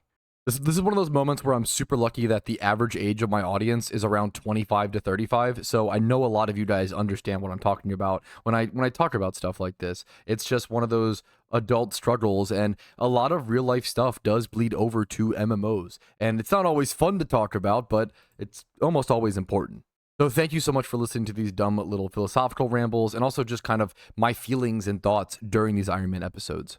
MMOs are a very feelings-based game, and definitely very, mental games. If you're feeling motivated and successful, you're probably going to do well and probably succeed. But if you're feeling bummed, it's going to be a bit harder. But MMOs can teach you and train you to get back to those positive mindsets. Let's go ahead and breed these 30 eggs, getting really good, consistent passive progress on clearing out my boxes. Like, this is a great example. Clearing out my boxes like this, I feel happy. I feel satisfied. We are making good little progress in the thing that I care about, my PokeMMO Iron Man account, and clearing out box space. It's a really, really great feeling. The chance at a shiny is nice, but even if I don't get one, which is very, very unlikely with 60 eggs on the account, it's really just the nice nice cleaning of the boxes. That is such a nice little spring cleaning type task. And historically, humans love to clean things and physically clear their space. Sounds very silly, but it's the same exact thing in PokeMMO, you know? I love having clean boxes. Okay, I will say the one mistake I made while doing this process is I can't rebreed these Riolos, of course. They are baby Pokemon, so these will have to get switched out for different species. When it comes to breeding up a Lucario or whatever, you only have one shot. You breed down your Lucario and that's it. Now, if these don't have good stats, which they really don't, I'm going to go ahead and also just release them. So rest in peace to these Riolus. It's not worth it. I don't care about shiny Lucario that much. I respect it. Very cool shiny that a lot of people love. It's not up there for me in that upper echelon of shinies. And I certainly don't want to do the happiness grind on that every single time to rebreed them. That would be, talk about a painful shunt on the Iron Man. That'd be a really cool one, an Iron Man shiny Lucario. I am really excited to rebreed these fossils, though. I love the idea of like a Kabuto or a Lilip or even an Ammonite. Any of the starters, obviously. I don't really care for Piplup or... I mean, Empoleon would be pretty cool. Like, I just love the idea of any egg shiny on an Iron Man account. I definitely am at that point where I just love the idea of completing... I like the journey. I care more about the journey than the destination. I love the process of hunting your own Dittos, doing the breeds, doing the eggs. I don't even know if I really care what the egg shiny is. I just love the act of egg hunting. It's a lot of fun and very cool when you're self-sustaining. And not to mention difficult and time-consuming, of course. There we go. That is a bunch more eggs added over to my boxes. If I have like 2 other rares sitting around with bad stats, like this Togekiss. However, if that is my only Togekiss, yup, I'm going to want to keep that the way it is so I can actually breed up the stats. Like, I don't want to breed everything down, you know? Like, I did keep, like, for example, like, a Lucario or whatever, or like this Lucario has good stats, so I didn't mess with this, for example. So I don't want to go too crazy on the rare shunt. Just clear out some Ditto space. I wish this Turtwig was breedable. This is actually the, as you can see, the storyline Turtwig, which means it's actually gonna get deleted. If I didn't, I mean, I could keep it to XP train it to level it up into Grottle and then Torterra, but I think I don't know. Would I rather just go catch a Grottle and then level it? I'm going to keep it for now. I will probably end up releasing this eventually, maybe after getting Torterra in my Pokedex. Also going to move my comps down here to the end of my PC. I think that makes a lot more sense. I like the idea of, okay, you have your weird Pokemon, your stuff you keep, your, extra Ditto, extra space, breeders, noted Pokemon, your more breeders, a lot more breeders, and then you have your comps page, like the completed mons at the end. I like that a lot more. It feels a lot more satisfying in my opinion. All right, but with those eggs hatching and that PC space being cleared up, I think it's time to go ahead and go through our conclusions for episode 10 on the Iron Man account. First things first, as per usual, let's cover the basics. I'm at 1.4 million Pokeyen at 513 hours played, just over 500 hours now. 2,000 or so BP and over the halfway point in the Pokedex with around 300 and this says 303 caught OT Pokemon in my Pokedex. And currently at 3,700 encounters since the last shiny, at least on the new official encounter counter. You can add about 9,400 encounters from before the update, so somewhere around 13,000 encounters since my last shiny, as well as 500 encounters into the Entei trip. 500 minus a few, as you can see, it's also counting all the eggs that I'm making, so it might be a little under 500.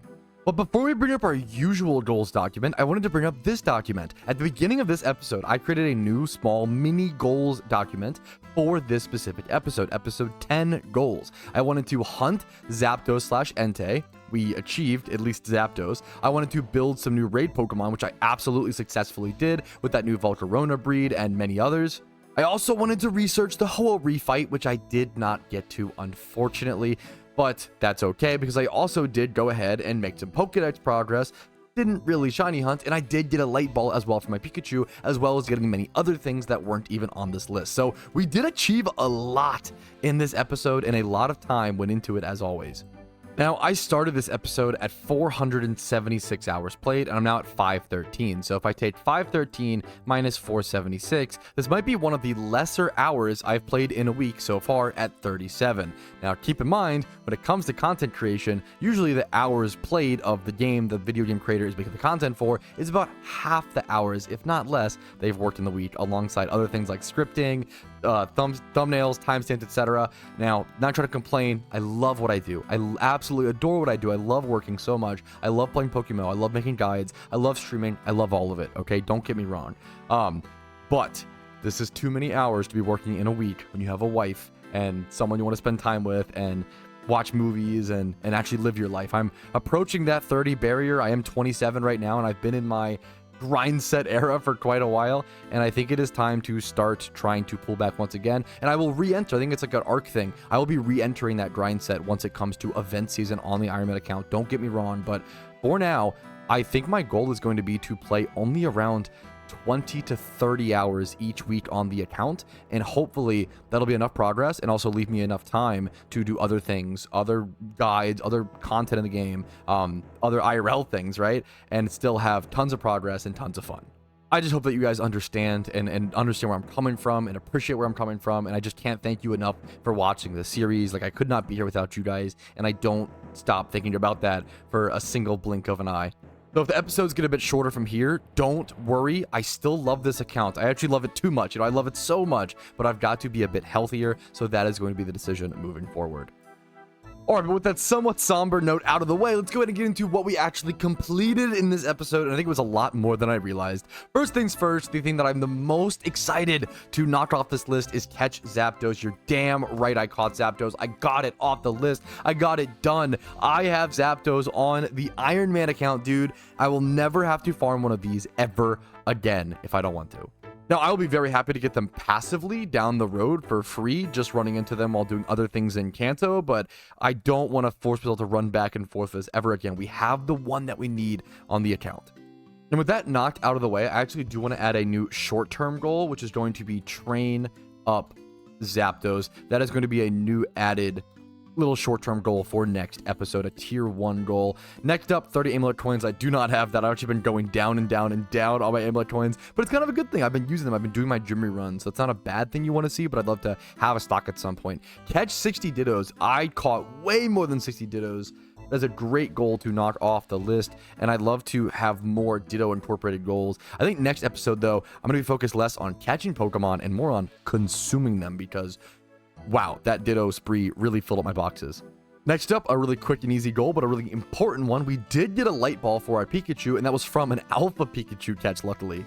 All right, unfortunately, I don't think I did a whole lot of breeding this episode. It felt like I did a fair bit. I did complete the raid Volcarona. I would have loved to completed more of these. I think next episode will be a very big breed-oriented episode. I did get myself a Volcarona, but still no, I have to farm Darumaka's for a while. Hitmonlee, Mienshao. I do have Mienshao, actually.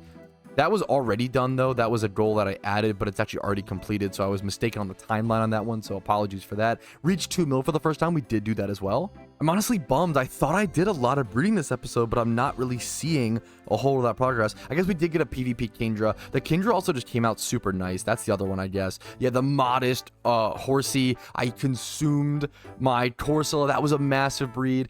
This will definitely be a beautiful PvP comp and work me towards that PvP team. And I do want to start. There's just so many things I want to do, you know? Grind PvP, do the red refight, do the Hoa refight, especially for the legendary lures. Man, work on more raid Pokemon, the fire team, the fighting team. There's too much to do all at once. So yeah, PvP Kingdra, the Volcarona, and then reach 2 mil for the first time. We did do that and then spent it down almost immediately. Trying to keep that Pokeyen stack high, but next episode's going to obliterate it with all the breeding. I'm hoping to see that breeding extravaganza return as well. All right, and now on to my tier 2 goals, and one of the most convoluted, controversial goals that I've had a really hard time keeping track of. 5 4x31 or 2x31 and 25 plus Pokemon breeds, okay? I am going to count this goal as completed with my new Larvesta and my Horsey. The point of this goal is to force me or encourage me to do more breeds of Pokemon. But I don't think this goal, I think it's too specific, too arbitrary, and I don't think it's doing the job. So instead, I'm going to count it as completed and create a new breeding goal in its place. I like this one I did last time. I added this, but I want to make this 3 instead. 3 new good IV Pokemon, and I'm going to make this repeatable, meaning that I can actually do it every single episode. So if I breed 3 new good IV Pokemon, I can go ahead and consider that completed per episode. I did not do that, I don't think, in this episode. It was very, very close. I do have my Horsey, and I do have my Larvesta, and I have the Ralts that I'm working on, but it's not done. So personally, I did not do 3 in this episode. I only did 2. So that is not a completed goal for this challenge, but I'm going to keep an eye on that in the future. And then I also want to go ahead and add something like consume 20 Pokemon via breeds. So these 2 goals are going to achieve the 2 things that I want when looking for breeding goals: good quality Pokemon, and then also quantity, consuming all of the Pokemon in my boxes. Other than that, we also managed to get 2 more goals here done in this episode. I don't know how this is all possible, but man, did I do a lot in this episode. Safety goggles and 300 Pokedex caught OT. Both of those completed. I'm now going to add 500 caught OT Pokedex Pokemon to a new tier 2 goal. And then in terms of BP stuff and next BP item to buy, I'm just going to leave that blank for now, and we'll figure that out in the future because I don't even know what's next in terms of my priority list. And then in terms of 20 Jimmy runs, I'm actually at 19 done. So 1 more next episode and we'll complete that, but we will save that for next episode. I did not get that done today. And we did achieve 1 rare tier 3 goal, which is always important to appreciate. 500 hours played. Boom. That feels awesome to knock off the list. That's a massive one. Next up is 1,000 hours played, and obviously a ton more, as you can see here. It is pretty rare we get to knock off a tier 3 goal, so always good to smell the roses and take that on when you can. All right, but that is all the completed goals. How many was it? Boom, here it is. Catch Zapdos, catch Dittos, Light Ball, Raid Volcarona, PvP Kindra, reach 2 million Pokeyen, tons of good breeds, safety goggles, 300 Pokedex caught OT, and 500 hours played. That is 1, 2, 3, 4, 5, 6, 7, 8, 9, 10 goals. 10 goals completed in 1 episode. Probably the shortest episode of the Iron Man that has ever existed, and maybe will ever exist. I don't know. That is craziness, and it's good to show you guys like how much can be done if you really gun for the goals and focus up and lock in and don't go dry on legendary hunting. I guess that was really the hack all along, was simply don't go dry, Patrouski. What were you doing? Why were you trolling? Just get the legendary, dude. Come on, you're stalling for content. But guess what? I'm finally done stalling for content because it is the end of the episode. Thank you so much for joining me again for episode 10 of the Iron Man series. We're still here. We're still going strong. And this is the new main account that I'll be playing for a very foreseeable future, very long time in PokeMMO. Thank you so much for watching again. Like the video if you enjoyed it. It helps tremendously. Physically click the like button. Takes 2 seconds. Dislike if you hate me. That's okay. Subscribe to the channel for daily Pokemon videos every single day. Follow me on Twitch for streams Monday through Thursday at 12 p.m. ET. Discord's down below if you're interested in that. And if you want to go above and beyond and support the content, YouTube memberships, Twitch Primes, Twitch subs, PayPal and Venmo donations, as well as HelloFresh subscriptions. Whenever I run these sponsorships, it is the best way to support the stream, and it allows me to give you guys the best quality content possible and focus on making quality content without having to show mobile games or other things. And it's also just a quality product that I believe in. Check out HelloFresh. Link should be in the description. If the sponsorship is still active, it will still be there. But if not, don't worry about it. Just have a great day. Good luck on your Pokemon hunts, and don't go dry for a legendary, guys. Come on. Yo, what's up? Outro Patrouski here, and I wanted to take this time to say thank you to everyone who goes above and beyond and supports my channel. Your names are all listed here. You make it possible for me to make helpful and mildly entertaining content for the game that I love and make it available for free for everyone to enjoy. Thank you so much for allowing me to even be here.